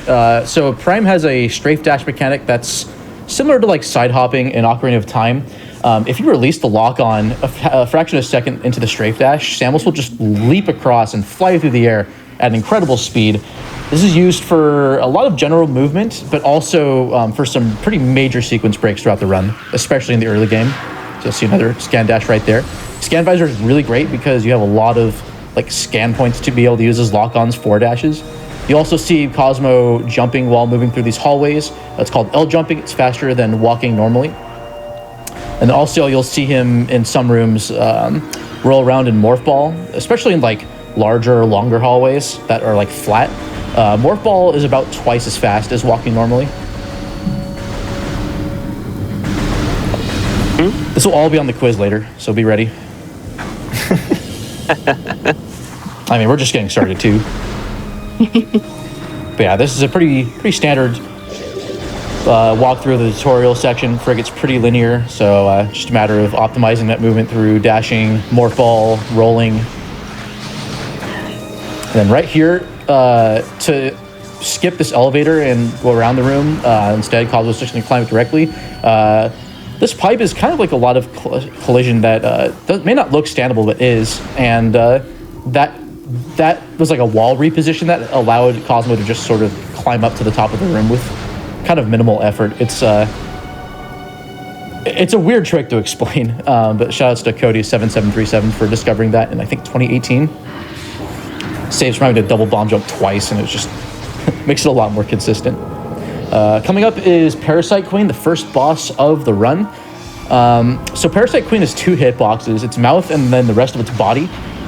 So normally by default, you can only lock onto its body. Retro expects you to scan it, and then that will charge, nice save. That will, when you fully scan Parasite Queen, the game will reward you by changing the lock on to its mouth. The mouth hitbox takes twice as much damage as the body, but the hitbox is always there. So what Cosmo's going to do is just manually aim at the mouth and then do a trick called rapid fire missiles. When he holds up on the C stick and then fires missiles, he'll always skip the cooldown for the missile shots and be able to fire missiles much more rapidly than usual. And just like that, Parasite Queen's dead. Hope you all didn't blink. It's all good. Upcoming, we've got one of the bigger wall crawls of the whole run. It's a very interesting reposition that super technical. Justin DM found in 2015, I believe. There's a very, very tiny hole in the corner of this upcoming room, and if you morph in it in a very specific way, Samus will reposition through that hole, allowing us to go out of bounds and pretty much go through the frigate in reverse. And you'll see it here. Cart wants to help out.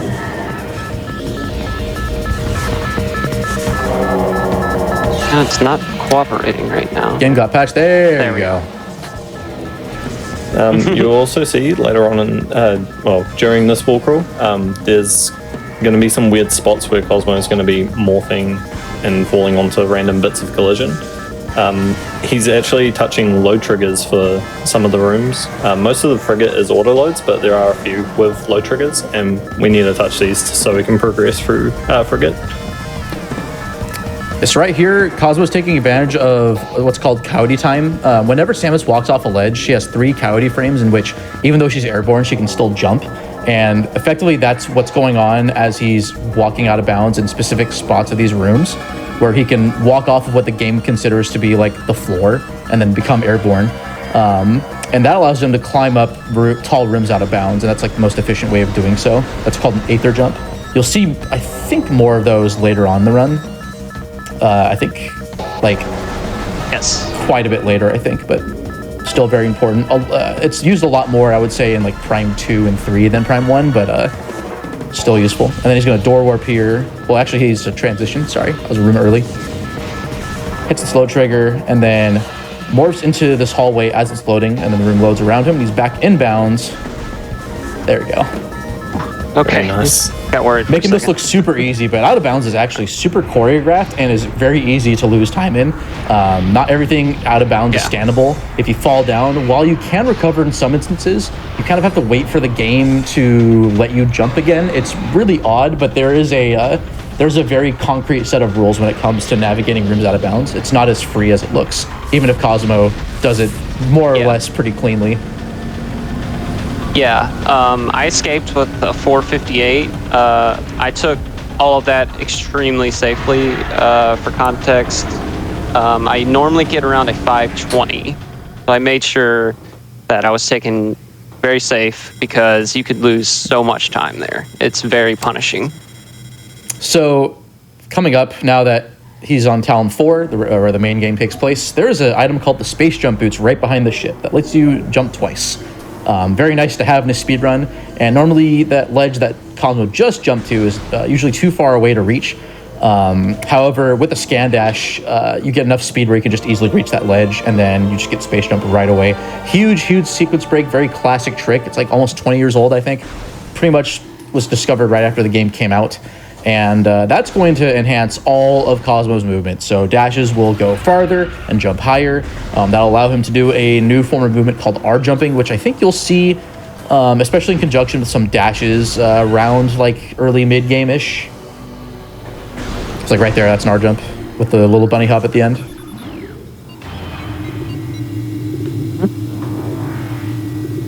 And pretty much every form of dashing is just this will break open. been optimized. Yeah. Sorry to talk over you. I shall do it again sometime. No. I'm gonna be focusing. True. We know gaming. it's coming. Vertigo, do you want to take over for this one? Essentially, we're just sorry. Yep, we're just going to Morph Ball essentially. And then some funky stuff's gonna For some happen. reason I was like, oh yeah, we're going out of bounds right now. Yeah, without Morph Ball or anything.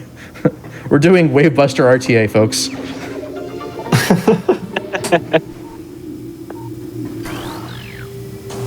Yes, a bit of shopping here. Any missile will work. You don't need to get the missile launcher.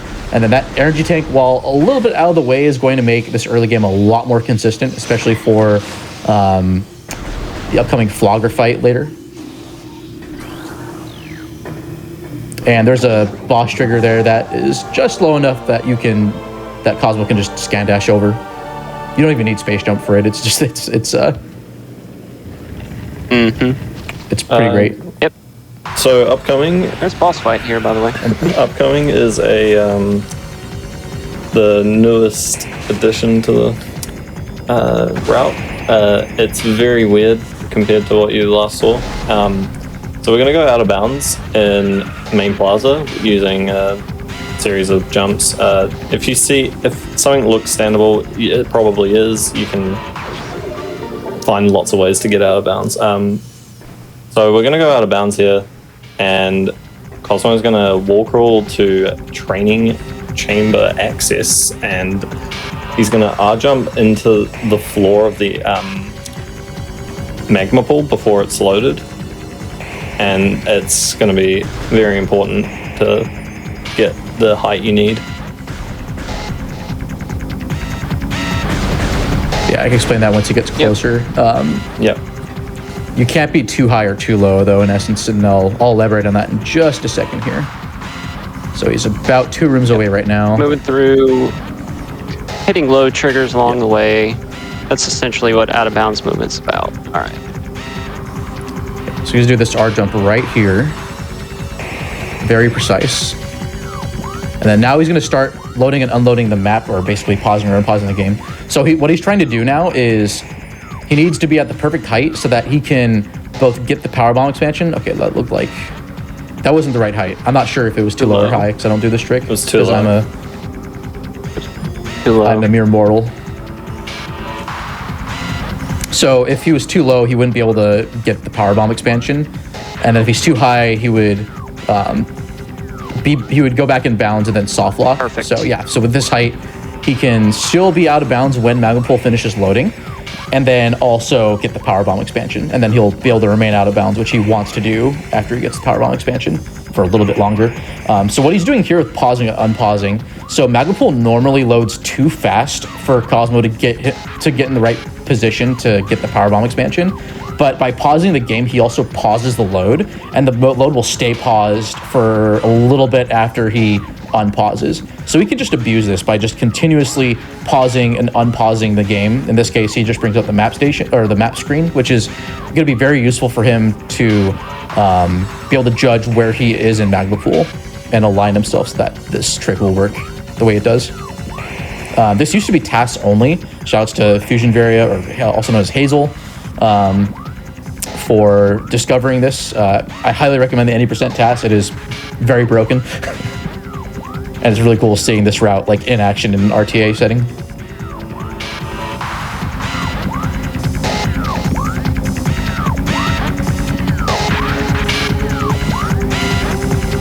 That trick's called load delay. On my progress. Okay. So if you enjoy the map screen a lot, this trick's for you. Extremely intense gameplay going on. And the beetle music. Yeah, that too. I can't and hear the it. beetle battle music. Oh, I can kind of hear it now. Alright. We're not too far away from where we need to be. I'm looking for a very specific lineup. Not too specific, but I obviously want to make sure I'm good, because we go by in-game time here, and so you would think this would probably take forever, but it really doesn't for in-game time. But RTA, yes, it takes a while. I can explain that more once you get the power bomb. Almost there. And basically, it's why he hits the beetle cutscene after he gets Morph Ball.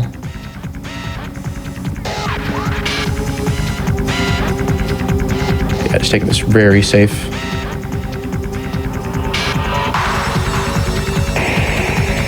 I think that's good. Very nice. Oh. Excellent. So yeah, so All right.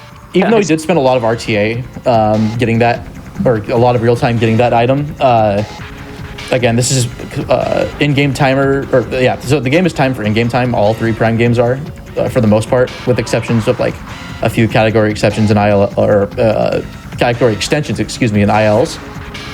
Whenever you are in direct control of Samus, whether you're walking or morphed, the in-game timer will count up, but if you are paused in a cutscene or have like an item message appearing or some type of like little like HUD memo, the timer will pause. Nice camera. Happy to get past that part. Double Yep. IS strikes The camera again. is busted there. The camera's busted because I hit a, I think an enter morph ball camera trigger back in Piston Tunnel, and I never left it in morph ball. So it's busted until I hit another one, which is right there in that room. I want to say. It's a bit more shopping and I think Vertigo would know that. So a bit more shopping in Chozo Ruins. This is a bit of a detour, but getting Charge Beam while it's a little bit out of the way makes a lot more of the run just so consistent that it's always worth getting, at least as far as we're aware. It was discussed in for a test to maybe skip Charge Beam, but there was a few things found where you can open doors a lot earlier with Charge. So in a way, Charge Beam's just way too good to ever skip. Is that because like the normal shot's kind of decaying for like plasma and stuff? It's the splash. Oh, gotcha. So you can just shoot doors many frames earlier, and it would just add up a lot over the run. And then coming up is Morph Ball Bombs, absolutely crucial for this run. It's really useful for some out of bounds stuff coming up, and then just you need it to get through some tunnels, and particularly in like for most of the game, really. Yep. That's why this route is very scary, because that whole wall crawl I did without bombs. And if you get stuck, it's very difficult to get unstuck without bombs. Making our way to our favorite mini boss favorite here. auto scroller. Yeah.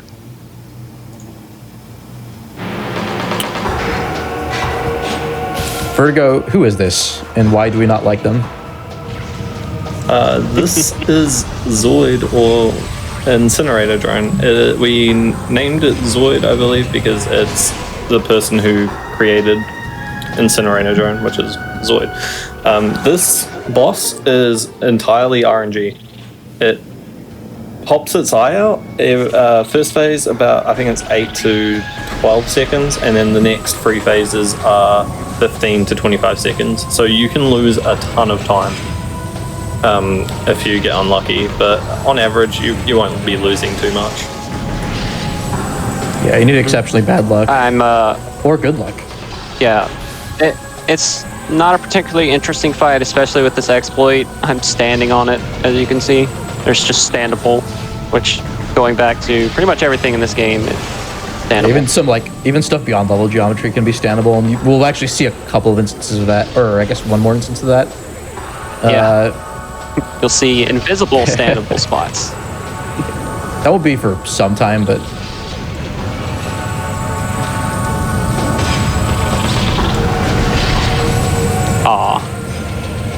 not the best Zoid. The music loop. Ripped. Had good Zoids. That's how you know you didn't practice. get the best. Yeah. Had a really good one.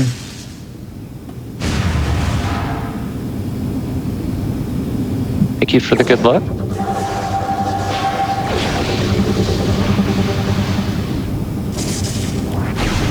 Thanks for the emotes, chat. Yeah. I see the chat. I have it right in front of my TV on my phone.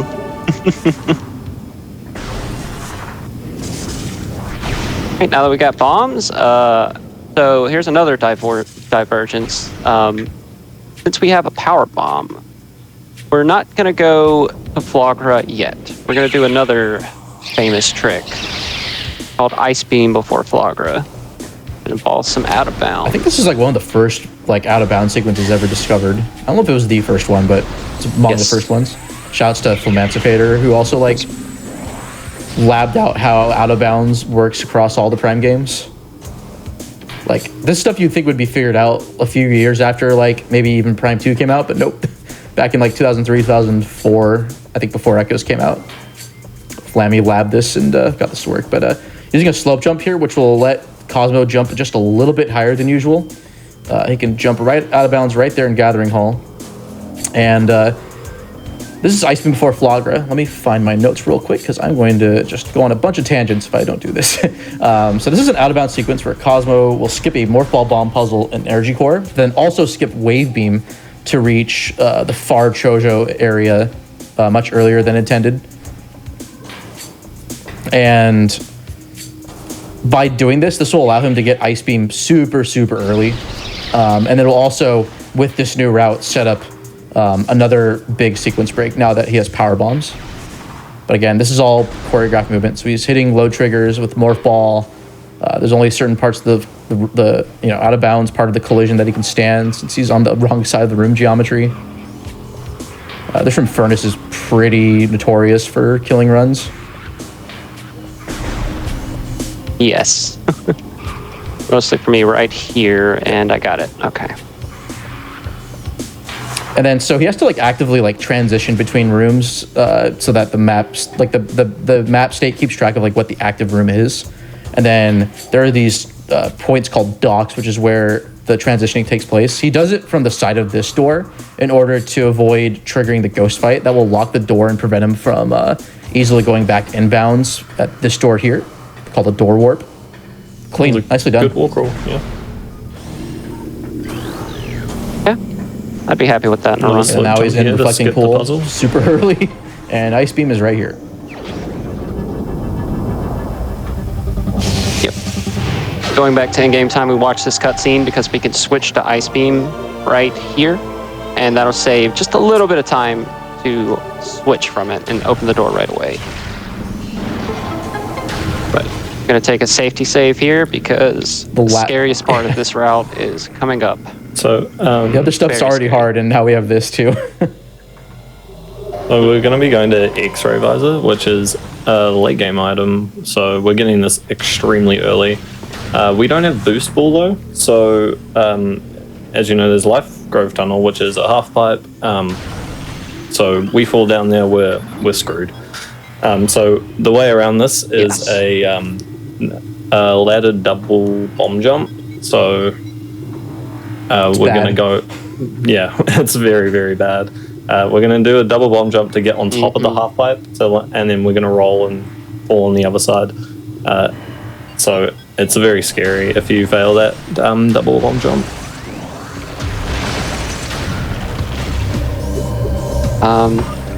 They're coming through for me. I think it's hilarious. Okay. Nice little Cosmo. True Metroid fan. Yeah, so that spider track's standable, Well, so no need for spider ball. I need to mute that. Shouts to Ryan Ford. He had an online run like 2 years ago. He had his alerts on and just kept getting them during his I think it was like Link's Awakening or something that he was doing. That was really nicely done. First Yeah, jump's down. that's Life Grove Tunnel. This is why fusion suits required. This is why fusion suits required. Don't worry, right the game here. is running as intended. Yes. Nothing's you guys- wrong. We still need to get the artifact in this area, but we don't have boost ball, so we have to position ourselves very specifically on top of this spinner, and that's gonna. I don't understand it how it works, but it's gonna allow us to enter the spinner and use it without boost ball. It might be related to the camera or something, but Yeah. you can just spin the spinner doing this.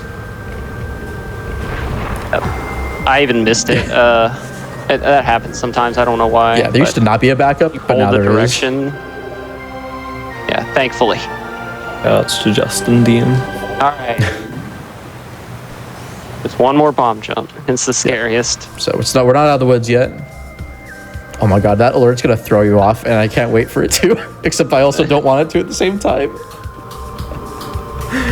Is it coming through on stream? I can hear it. I don't know if anyone else can hear it. Hey chat, are you all hearing it?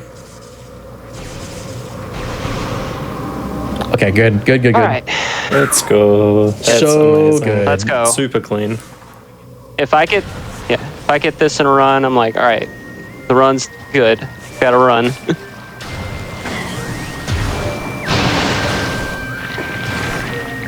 Yeah, normally Prime's like refill system is bad, but that seedling in that room is a guaranteed power bombs. Even if he doesn't have power bombs to when he's on his way to Life Grove, it's just guaranteed. There's a few enemies that have guaranteed power bombs, and there's another one that's also important to the run.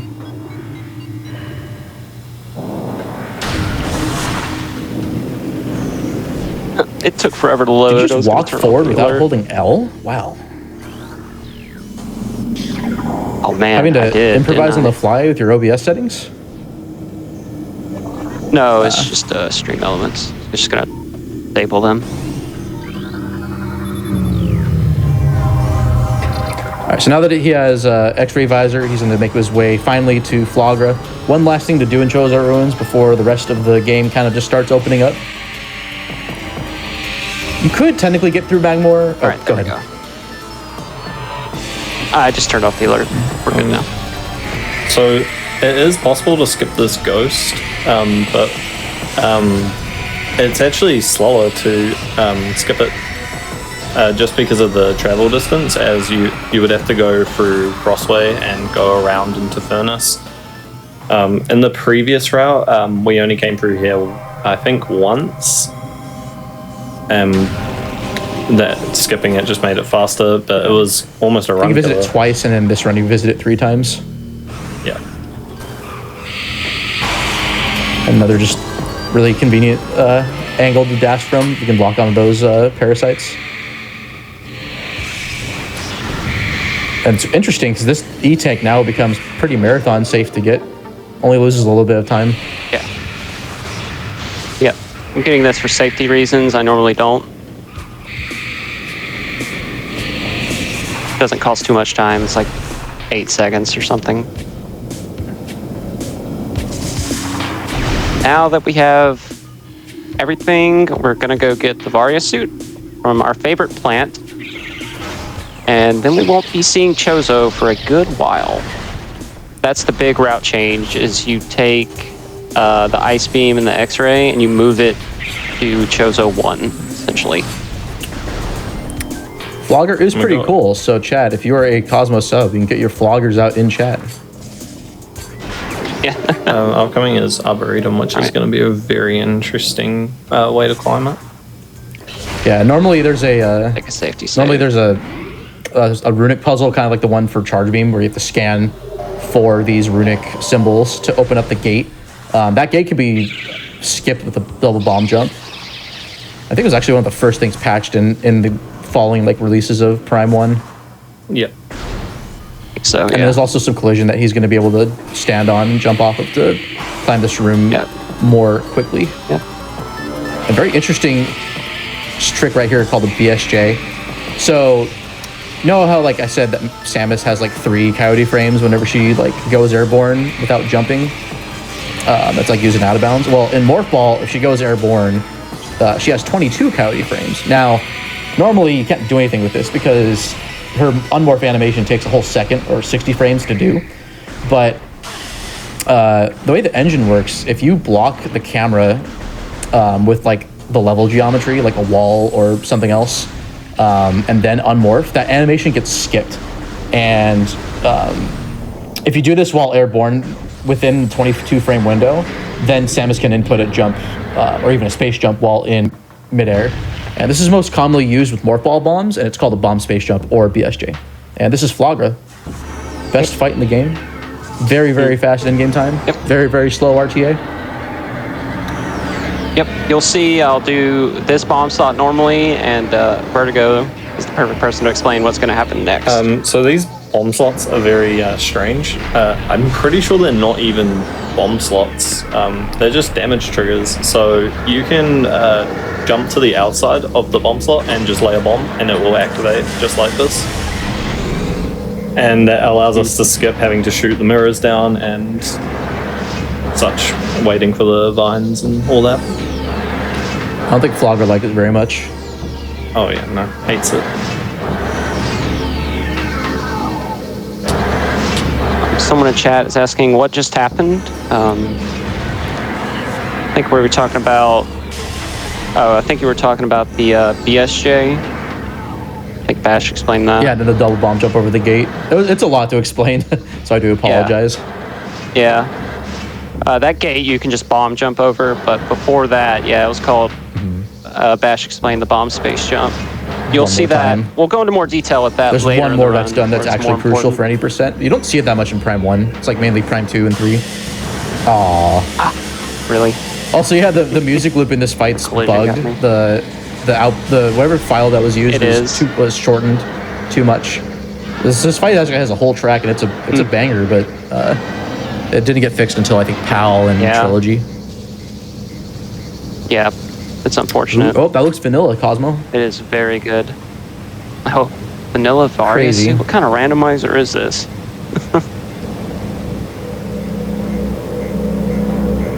A flagrant disregard for the solar panels. Incredible.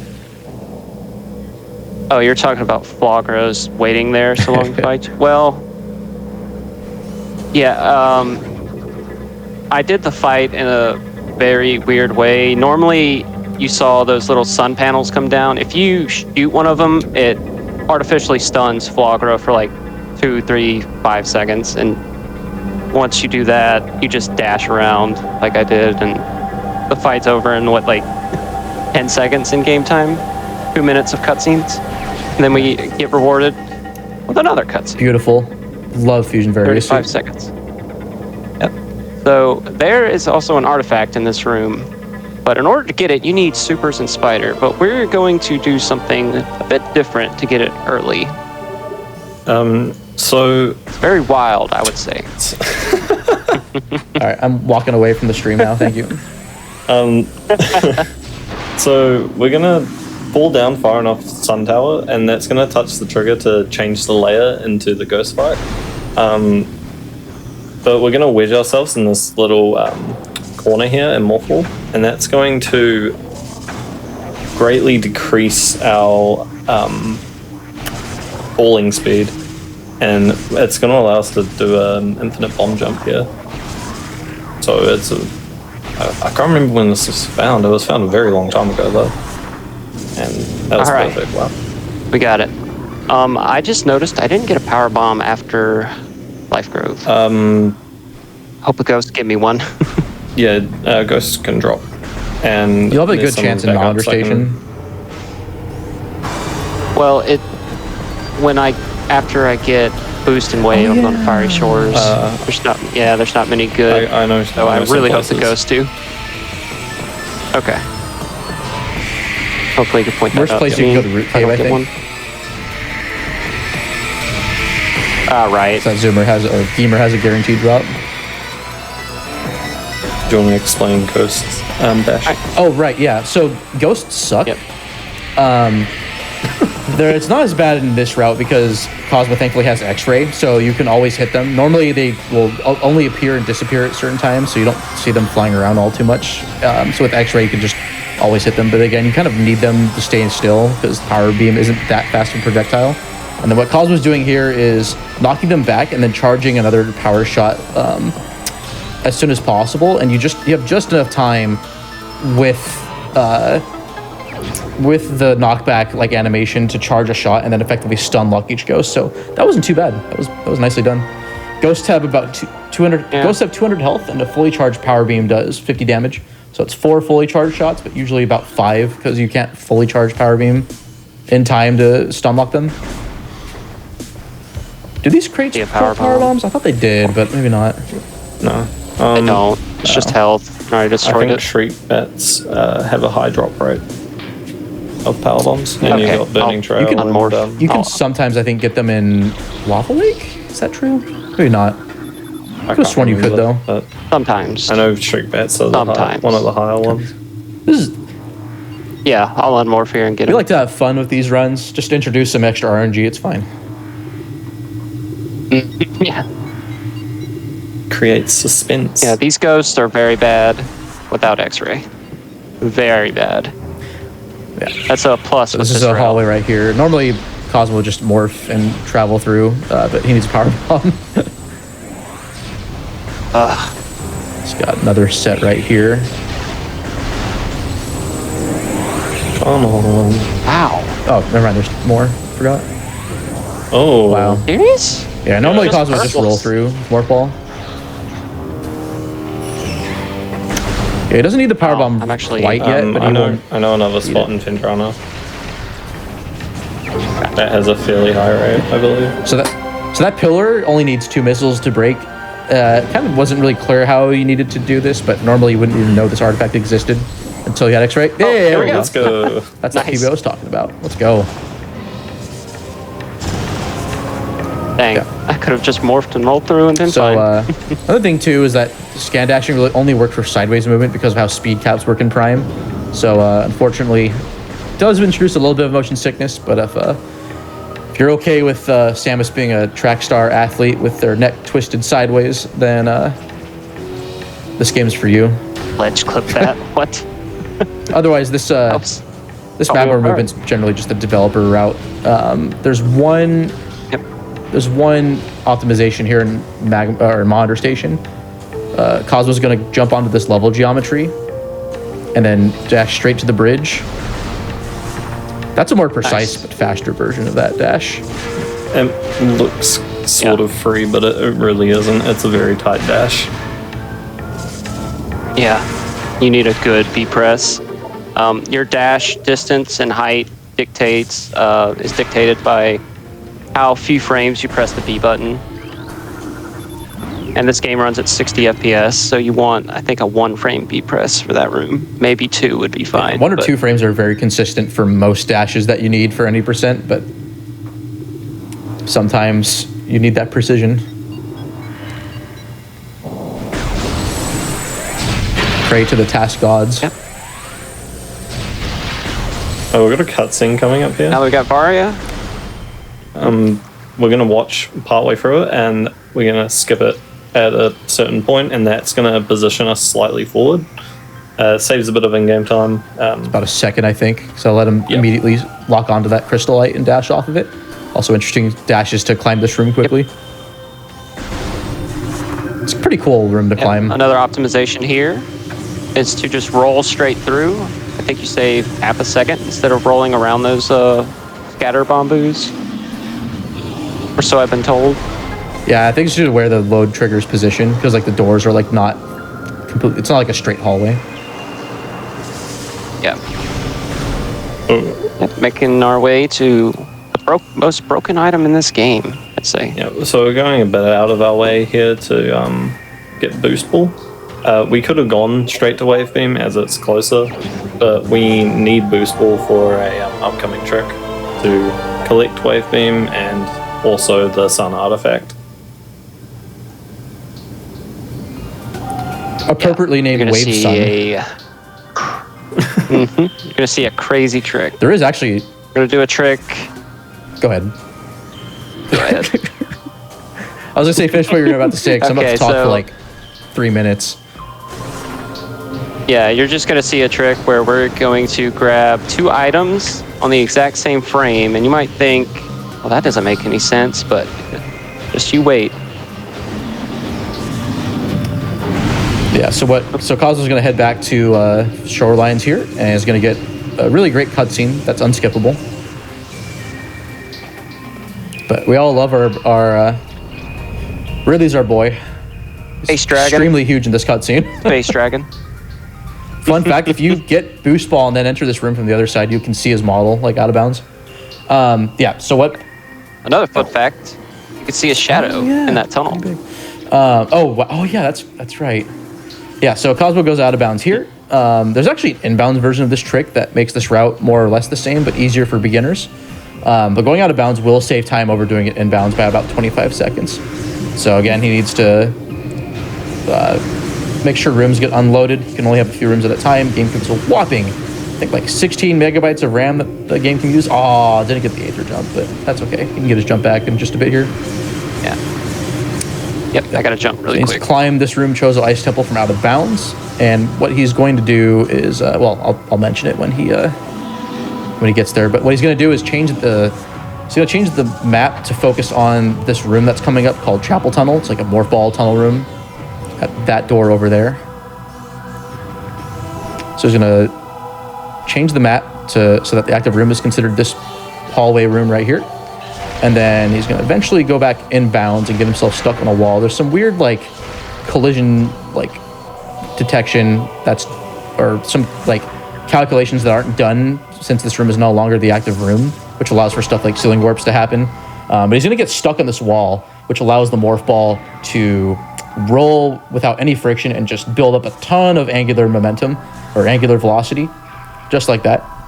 He's going to spin to win, go very, very fast in place for about 50 seconds. And this is a set up a glitch morph ball state called Infinite Speed, and this will collect Wave Beam and Artifact of Sun at the same time. He needs the map focused on the Chapel Tunnel room so that the Wave Beam room is also loaded in addition to this room. So he's still spinning, going very, very fast, or rotating very fast. All I'm doing. And that angular velocity value that's tracked in the game engine will eventually overflow. But instead of it becoming a very small negative number, it's going to instead be it's going to be reset to a value called nan. And that's going to be used to abuse the way that actor collision is calculated each frame. And when the nan value is passed in, the game is basically going to say, hey, you're actually touching pretty much all of these actors at the same time when you boost. Just like that. Weird. Just like that. 2 Fusion Various Samuses. Yep. It's pretty ridiculous. Yep. It might not look like it, but I also grabbed the wave beam and the artifact that was in that room I was just in. So that's why this trick is huge. You do not have to come back here with plasma beam. The other way of like routing this in was very bad. You'd have to like hop off of Thardus's like hitbox and try not to trigger the fight, but it was like a one-shot trick because you had to damage boost and you have like very little control over your momentum or your like the angle of your jump. But yeah, so I didn't mention what like actors are. So actors are like enemies. It's Samus herself. Like I think particle effects, maybe actually might not be particle effects. Stuff like water, hazards like lava and poison water. Doors, yeah. Doors, triggers. Like invisible triggers, loading triggers. Pretty much anything that's not room collision. Yeah. If the surrounding collision around like an item is too small, then infinite speed will not quite work. But you can use it on quite a few items like that artifact and have very big sequence breaks since you don't need plasma. And that's great because we're not coming back to early Phendrana ever again. Yep. So, and that big fuss over that power bomb was just for this. This room right here. That's wow. Unfortunate. What? The game got patched or something. What the heck? Yeah, I've never seen that. Yeah. That's fine. It's just gotta climb back up. Yeah, so there's another artifact at the top of this room across the way. See that door on the top upper left? Yeah, Okay, play it the fine. safe way. I'll just use this pupper. Skips boost ball and it just skips a spinner. So these so we did Yeah, so this thing is power bomb locked and it's a lot quicker to go through this way, but even if I didn't, it's very convenient because there's a power bomb expansion right here and I'm gonna need it for an artifact coming up. So I don't think You'll see this run is gonna hinge on a power bomb drop. So this is the other major route change with between the previous route and this one. Because Cosmo already got Ice Beam and X-Ray Visor, he doesn't need to go back to Chozo yet. He still will for some cleanup at the end of the run. So instead of, he would normally go up this elevator in the previous route, but instead now he can just go straight to the late Magmor section and end up getting Plasma Beam. Really? Even though he doesn't have Spider Ball or Grapple Beam, he won't need those. Doing it back up here because the R jump or Bunny Hop didn't quite work out. We can just dash across this room too. Yeah. You can even go in the lava and double bomb jump out, but he doesn't have the most health right now, so it's pretty dangerous to do. So good backup. We've got a lot of backup tanks as well if Cosmo does need the health. Magmor is great for dashing. These rooms are very large horizontally, and there's a lot of puffers that you can just lock onto. So this room's geocore, or geothermal core. We're going to be skipping 2 of the spinners using the room collision. It's not a ton of time save, but every frame counts. So 80% is a very optimized route, very optimized run. There's a very tiny piece of collision here that you can land on. I don't remember when this was found, but it's somewhat recently, I think, like a couple of years. Yeah. Is that the one you can do backwards? That like Venmi does backwards? I think T3 you Justin can do backwards. Yeah. I don't even do it backwards. I've practiced. Also fun Yeah, it's weird. T3's played this game so long, especially when even with the out of bounds, that he just doesn't play the HUD. It just has his energy meter.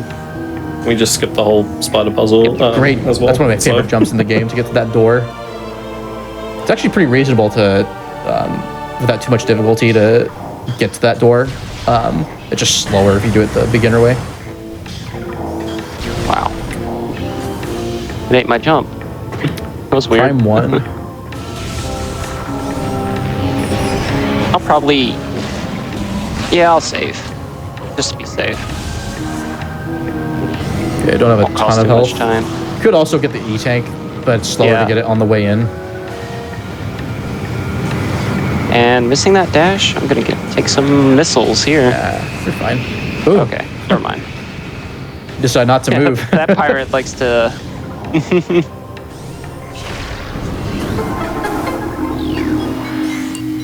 This room is a really cool segment and strat. when you come back from, like, I think, like, doing the Findrana section, where you can just fire a missile at the opposite door and bounce it off, and then power beam shot, and it'll never open the wave door.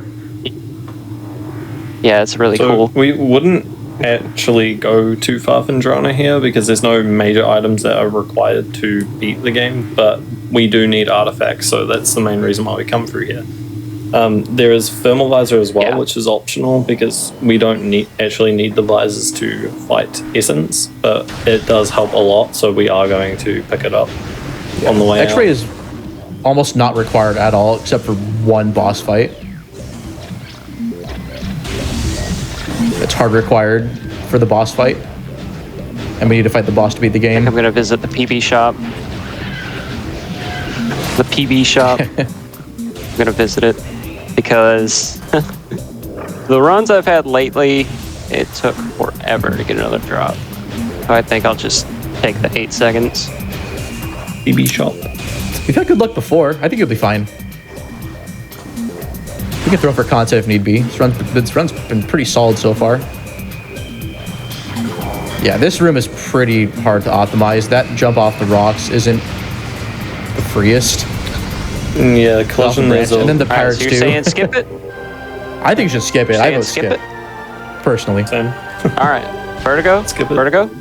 The Now or never. The probability is in your favor.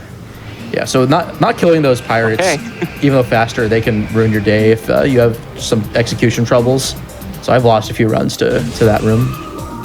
Oh, we got the instant. Oh yeah, they. Yep. Ooh, that was. Okay. Wow. We clearly made the right choice here. Don't know what happened there. It looked like you dashed a what bit happened early there. off the glider, but I'm not sure. But again, just any scan point or any Yeah, no lock-on problem, point just- can be ripe for abuse for scan dashing or just regular dashing. Nice. Doesn't matter what visor. Got the wall boost.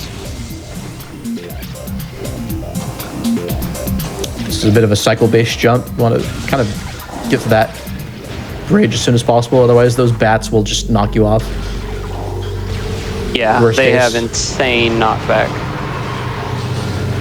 Oh, great. Just completely missed. Yeah, those flying pirates are annoying. Thankfully, even with one plasma shot, they'll die. It just will be a bit of a... It's a bit of a delayed I'll just thing jump because of the here. burn damage. Nice. Again, more and more examples of standable collision. So this is Research Lab Aether. A bit of... So this is where the random luck comes in. So Cosmo's relying on a 30% power bomb drop chance for each of these crates.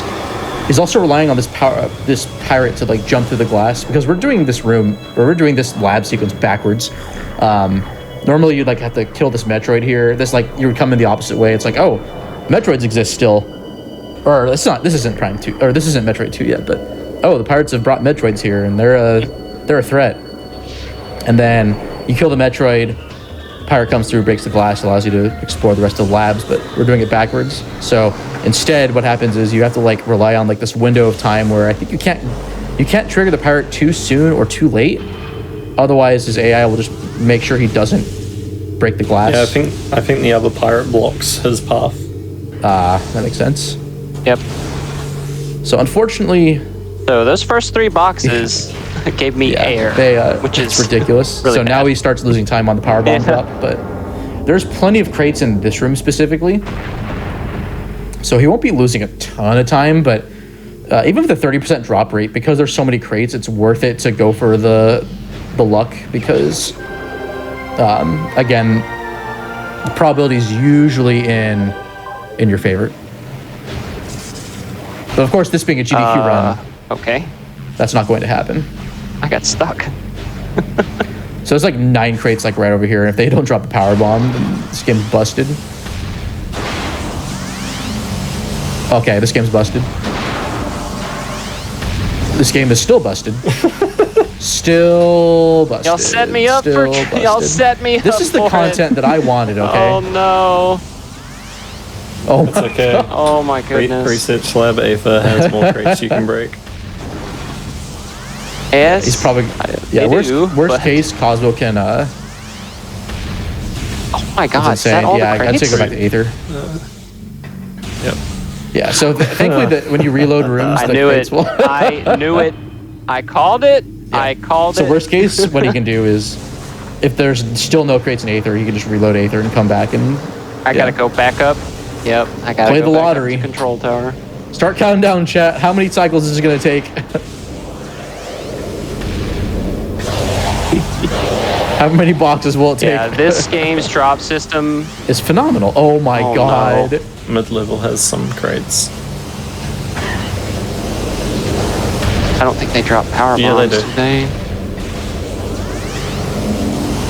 This is insane. Oh my god.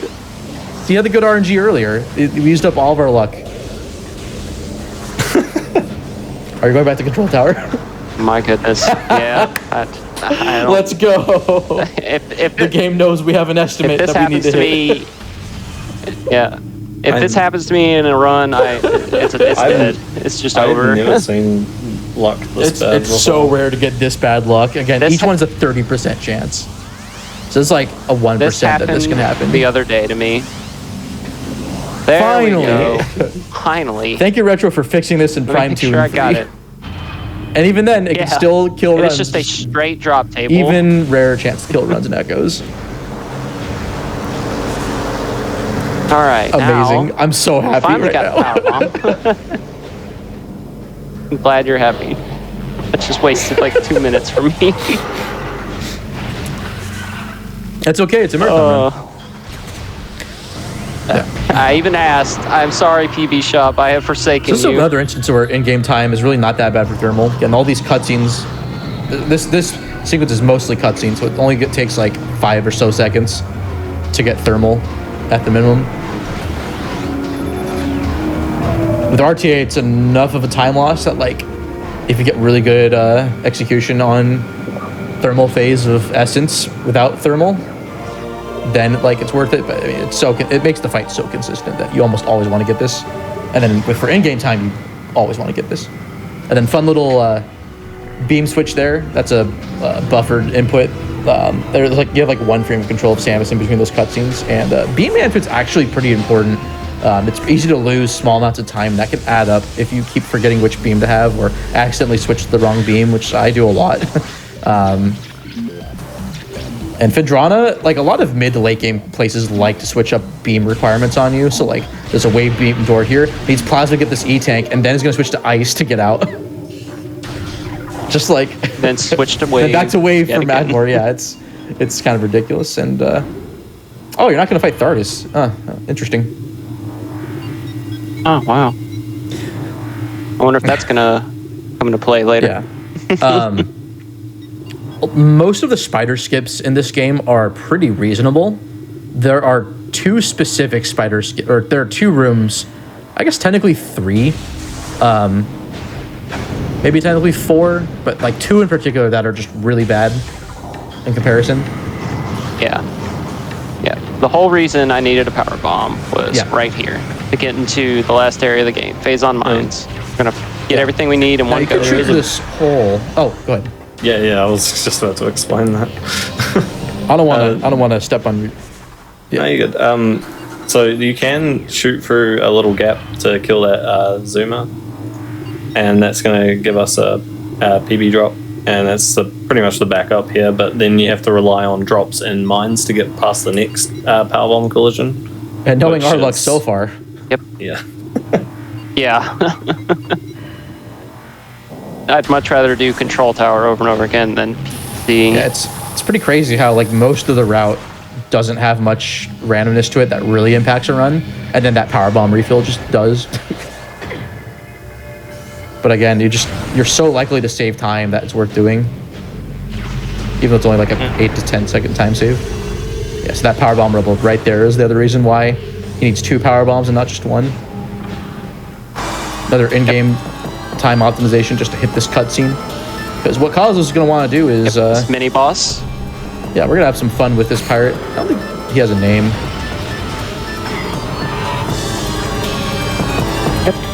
Everything is standable. Oh wow. Hubris. I bonked. Hold still, buddy. Thank you. Sometimes he'll shoot his like cannon at you There and we knock you go. off. If you're... Yeah. If you get too unlucky or just game decides to disagree with you too much. So, a couple more rooms here. Well, there's actually going to be a elite pirate that he does have to fight.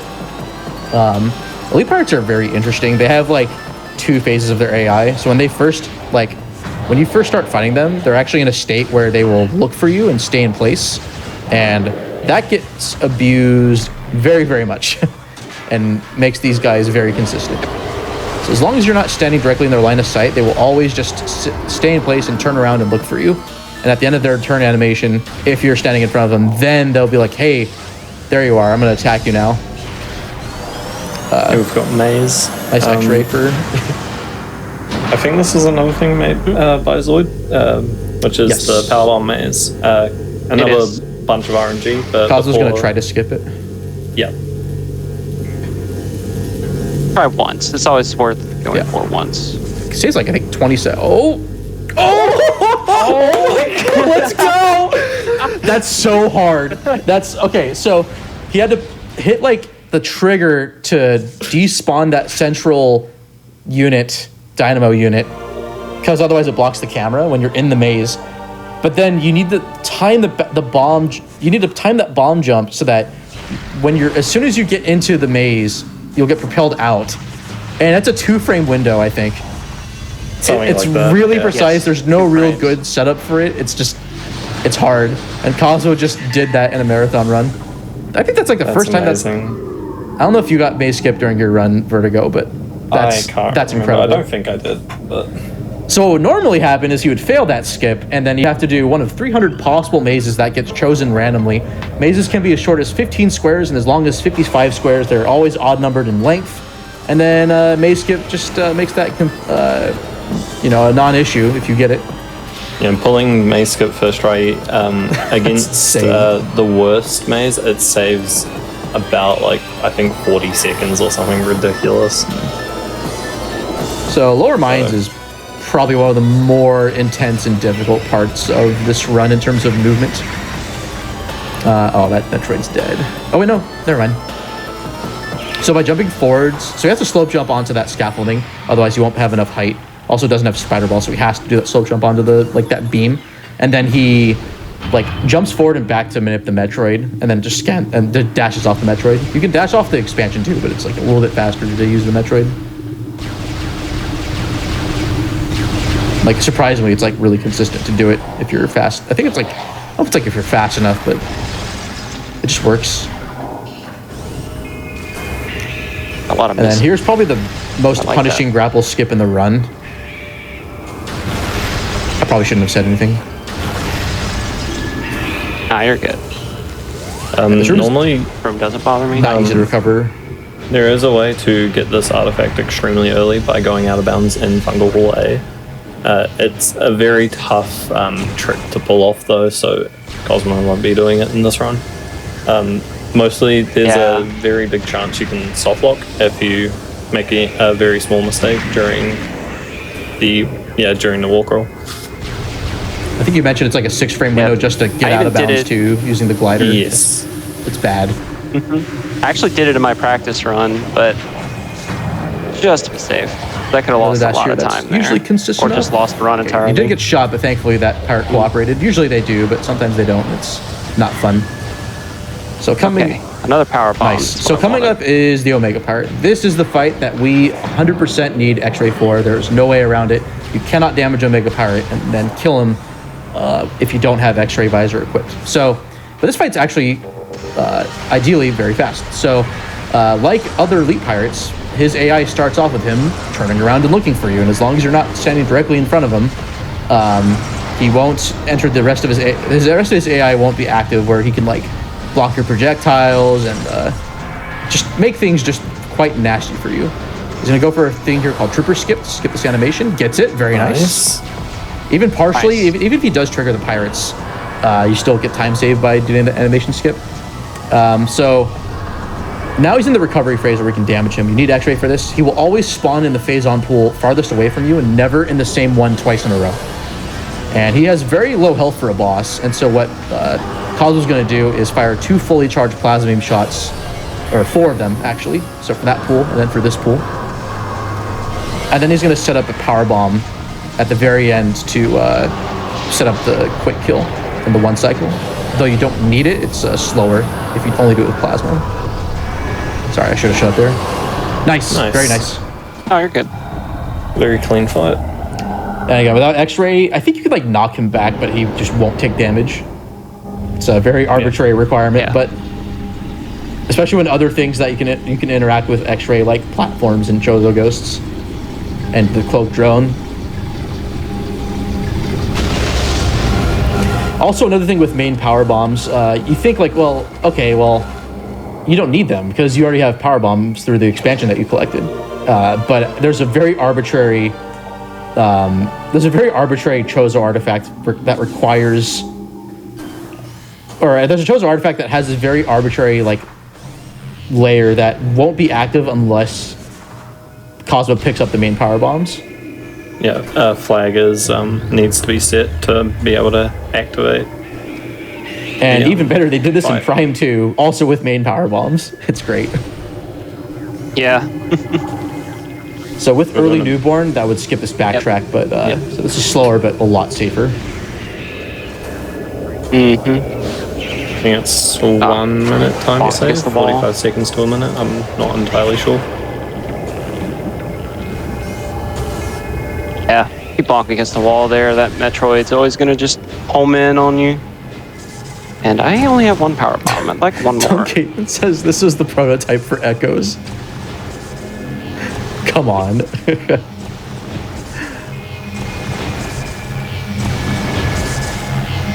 Dunk's a little biased. Feeling a little dreadful about that. Nice wall boost. Nice, got the wall boost. You have to like Saves a second. boost up walls like the frame or 2 you touch them. It's precise. You can actually just move fast enough and just bounce up the wall. You might have. I think it just depends on the collision of the wall. Like, some are very inconsistent, others are really generous. Right there's a power bomb. That's weird. Yeah. Yeah. That's why missing that dash also kind of sucks because the Metroids are in different spots. Cosmo still wants to boost to the pit as fast as possible here, but thankfully this room is Metroids now, so it's a lot safer. You don't have to worry about beam pirates. One thing about beam troopers too, those are like the little colorful, like tiki-looking space pirates that could otherwise have ruined his day on the OP fight as well. They're probably the most powerful enemy in the game. They do like with their base damage is 10 per shot, and you have no iframes, and they can just shred your health like nobody's business. You'll see more of them coming up here. Chat. Is it possible I can PB in this run? No. no. Technically, it's possible for him to collect the PB. For sub that hour. Didn't happen for 2 minutes. Yeah, lost like 2 minutes. Actually, like ridiculously bad like luck. It usually never or not never, but it usually doesn't happen. A nice standable there to just climb this room. Go to me. Upcoming is one of the biggest skips, I think. Yeah. So normally we need Spider Ball for climbing also the nice spider shafts. Oh yeah, that too. He's nice. He repairs his tank and goes back inside it and just waits. Yep. Yep. This is chefs. Yeah. Yeah. So we're gonna abuse the collision of. Just go back down. It's fine. That's fine. We're gonna abuse the collision of these spider shafts to be able to climb up the. Pretty much just climb up. This is another BSJ here. That 22 frame I was talking about back in Chozo Ruins. Lets him jump just high enough to reach the scaffolding. The stamble collision is very narrow. And you have to hope you don't get repositioned out of the wall. Nicely done. Perfect. Sorry to talk over you, Vertigo. No, you're good. In this next shaft, there is a very small bit of collision that sticks out, which is a rock that's behind an invisible wall. But we can barely just stand the on one Yeah, the other one has more moving parts to it. Those This one's are really thankfully nice just a one jump. shafts Yeah, really nice just then. shafts. Yeah. Would love that in a Hi, speedrun. Calvin. This yellow power, this Behave. power beam trooper here is right. great. He's in a very good spot Notoriously. too now. Yeah. Yeah. I like that other practice run. Is that gonna hit? Yeah, that worked out. So Cosmo's gonna shoot these pirates so they don't accidentally trigger this elite pirate here, and then he's gonna like bring up that map screen because there's a bunch of lag created with all the effects going on, and that would delay the power bomb as well as the power beam switch.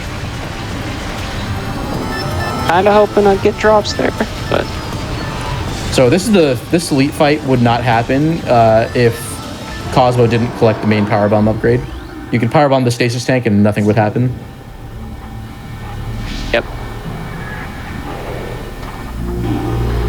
And let's collect this I artifact. scanned it a bit too early, but that's okay. So that's it for mines. Cosmo just needs to leave. There's one last jump that's can be a run killer. It's pretty, usually not too bad. It's consistent enough with practice, but still a narrow bit of collision. Yeah.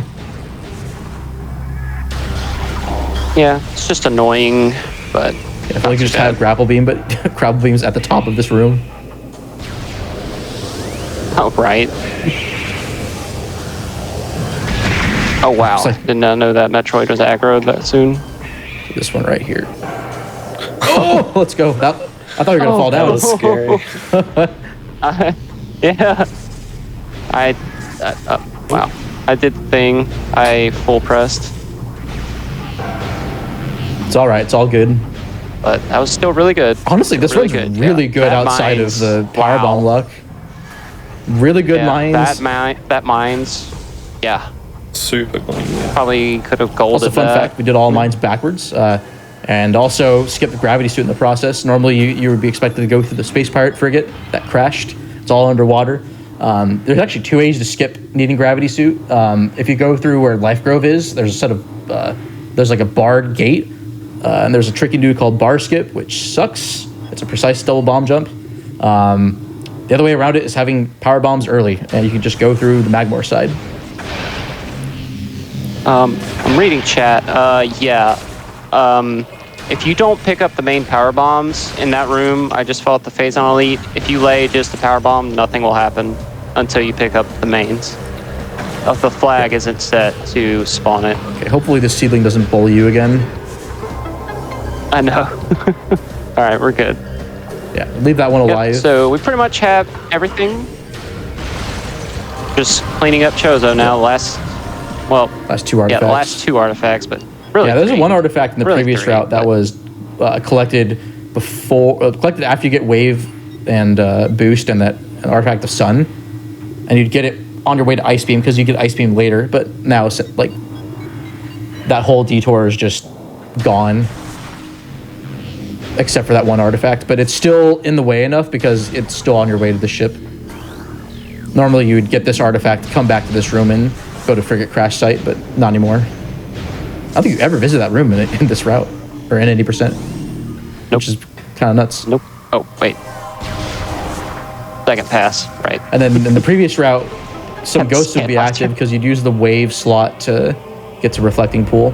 If you did it, well, if you didn't do IBF. So if someone like me did it, then you'd have to deal with ghosts, and they could stun you and prevent you from firing your beam. It's just annoying. So thankfully, don't have to worry about that. How much time does it take to get Spider Ball? You have to fight Artis, which is probably the hardest boss in this game. A lot of people would say that.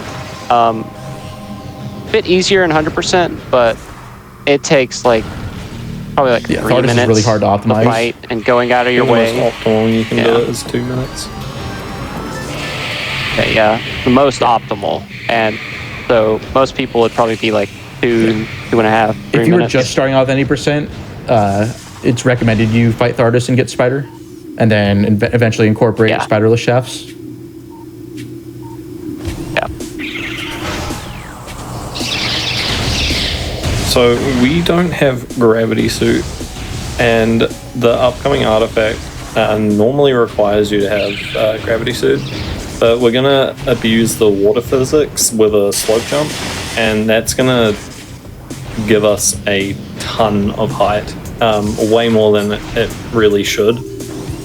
And I'm pretty sure you can make the jump with a single jump without even using the space jump. Yep. Yeah, it's ridiculous height that you can get. So it's a very easy skip to perform.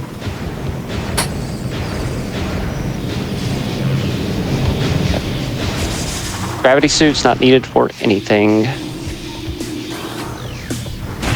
Yeah, you can even Nice go angle to through dash sunken. off of. You can go through sunken frigate without gravity as well. It just goes to show how easy it is to skip. Cool little standable here to climb Ruin Shrine and skip Spider and Boost Ball. I was on there. That's fine. The backup's really quick. Yep.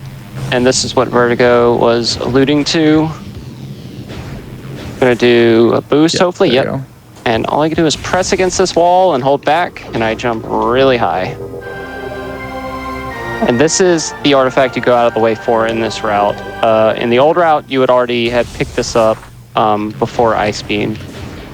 Something we talked about why we need the artifacts. So the gate to the final level needs those chosen artifacts to open. There are 12 of them, but there's 11 you have to explore and get because one of them is just at Artifact Temple.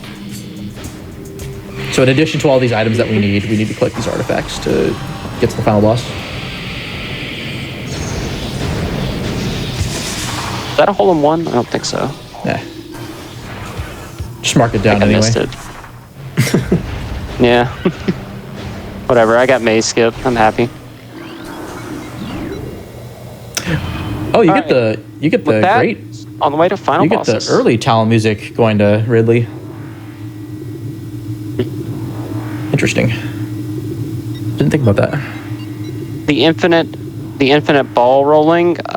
In this route, you just use it once, but in the old route, coined the double IS route because you do it twice.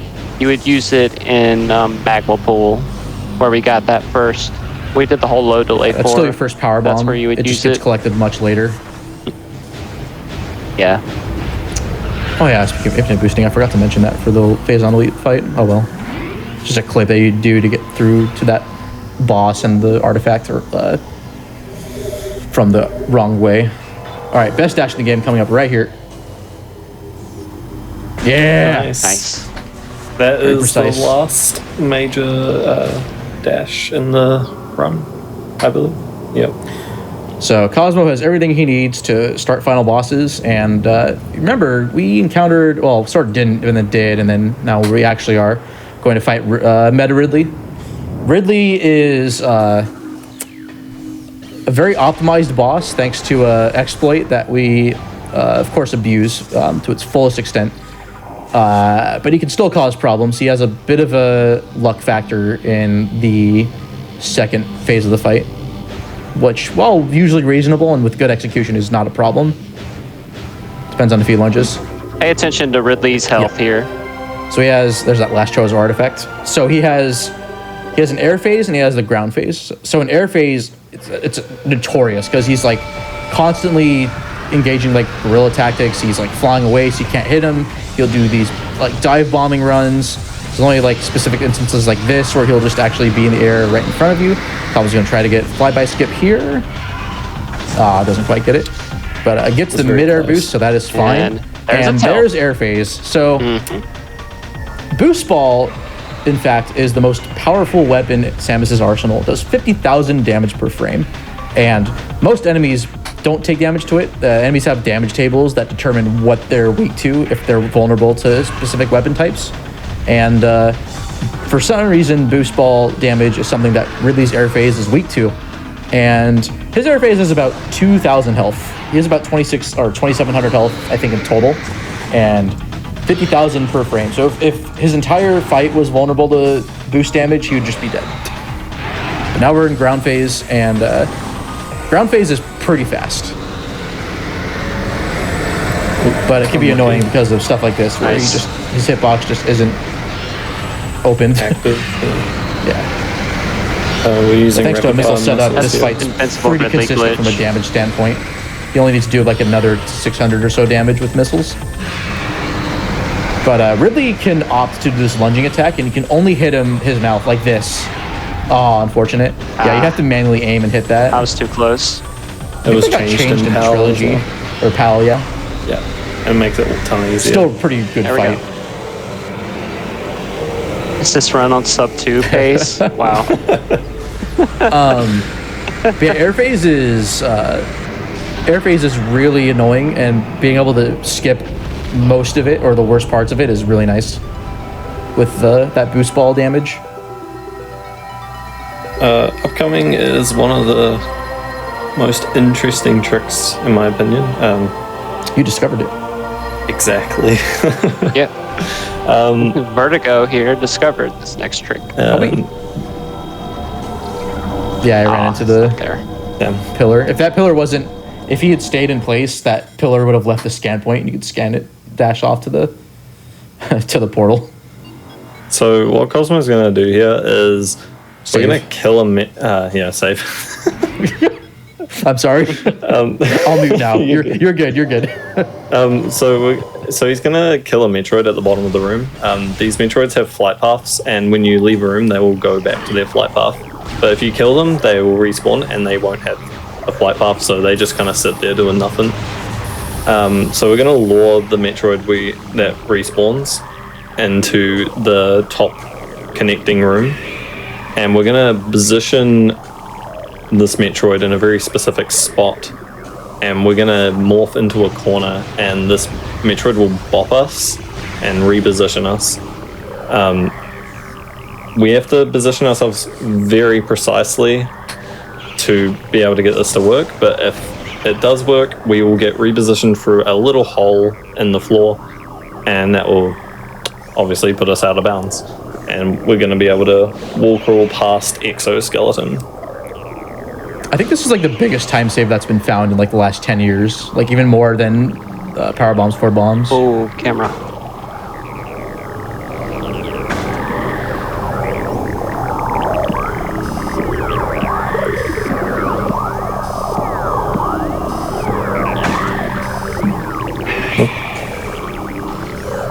Nice. And Nice. got the IUJ as well, that's amazing.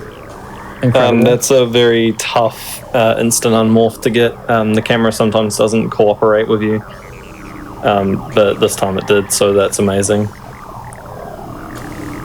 Yeah. So Missed that in practice earlier. there's a trigger right in front of us, and we're going to jump over that. That's the fight start trigger for Exo, and if we touch that, we're going to have to fight Exo, but it's a very easy trigger to jump over.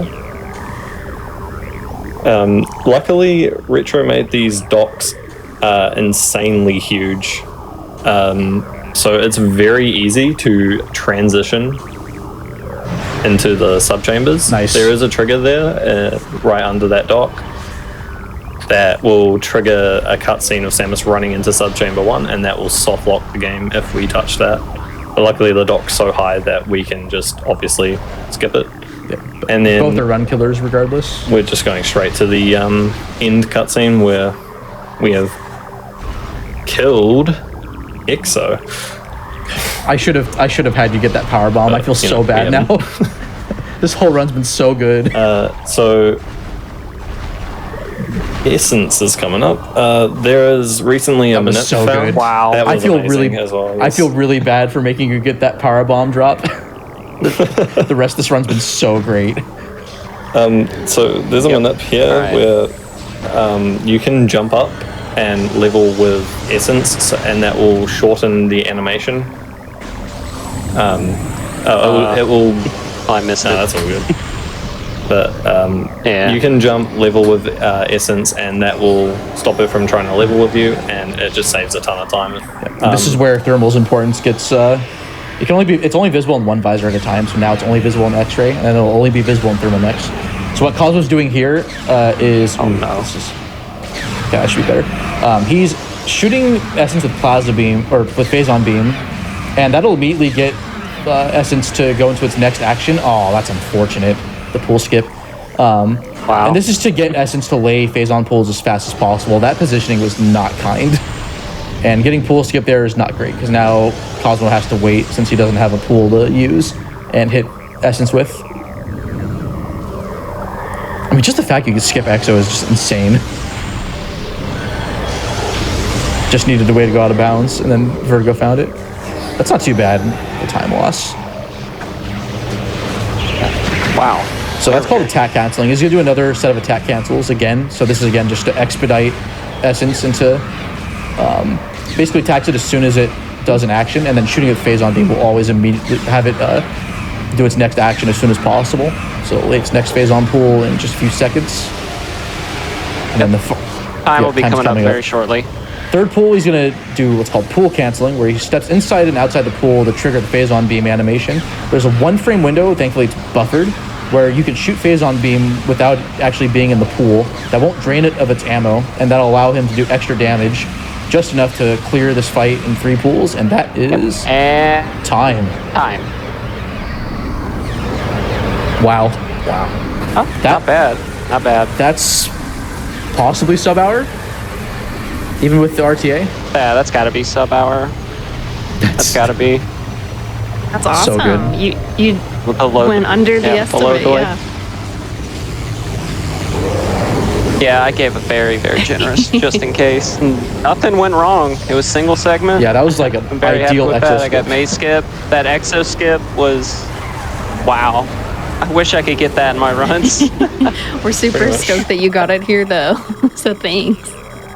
Yeah. You showed off all the newest tricks pretty much perfectly. So that's amazing. Yeah, well done, Cosmo. Do you have any shout outs or comments you'd like to mention before we wrap it up for the night? Oh, God. I haven't even thought about this. Putting you on the spot. Well, I want to shout out my 2 commentators, Bash and Vertigo. Shouts to you. Did a great job. They did a great job explaining things while I was focused. A bit nervous, but that went away like they said it would. So,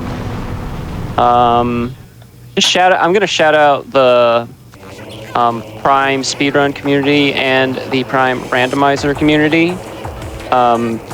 I should have had these links Metroid ready. Prime.run has all the links that you need. It has all the Discord links, and there's also I think it's like rando discord.metroidprime.run. But that Metroid Prime.run will link you to the wiki, and that will lead to like stuff regarding tricks for all 3 of the Prime games. So if you're run Prime, you can go there. Yep. Shout out to the crates in Vendrana.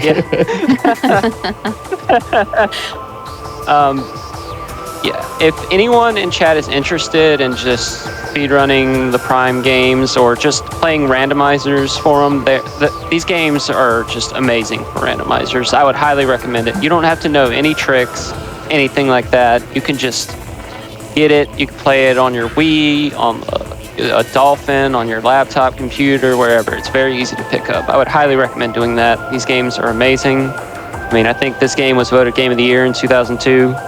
Great speed game. Highly, highly recommend that. I think I'm streaming probably after this. I stream these every day. I speedrun Echoes, Fusion, a little bit of Dread. My commentators here do as well. Vertigo is a much better runner than me. So definitely check him out. I'm a much worse runner than you. Speedrunner as well. I'm washed up. Does echoes and randomizers mostly, but definitely check out my commentators. And I'm super stoked that GDQ had me. Right now I'll speed through the credits here. You did have one person saying fixed credits. Sub-hour. Yeah. Not sure if I can share the link, but oh, I can. Cool. Yeah, that's the website. So all the like the central Metroid Prime speedrunning resource for all the games. Oh yeah, it doesn't show up. Unfortunately. Oh, okay. All right. Yeah, it's at metroidprime.run. Wow, 58. Nice. I will take that. Nice. I will take that. I wanted to match Vertigo's 55, but the crates. It's faster than my PB, so it's still something. Sub hour is great. especially for a marathon. Yeah, that's really, really Yeah, awesome. Thank you. Yeah, big shout outs to. I'm sorry. Oh, no, You go you're ahead. fine. If you got more shout outs, feel free. It's just shouting out the whole Prime series, the speedrun randomizer community. I'm so glad I joined it. It's just been a wonderful experience streaming and running these games.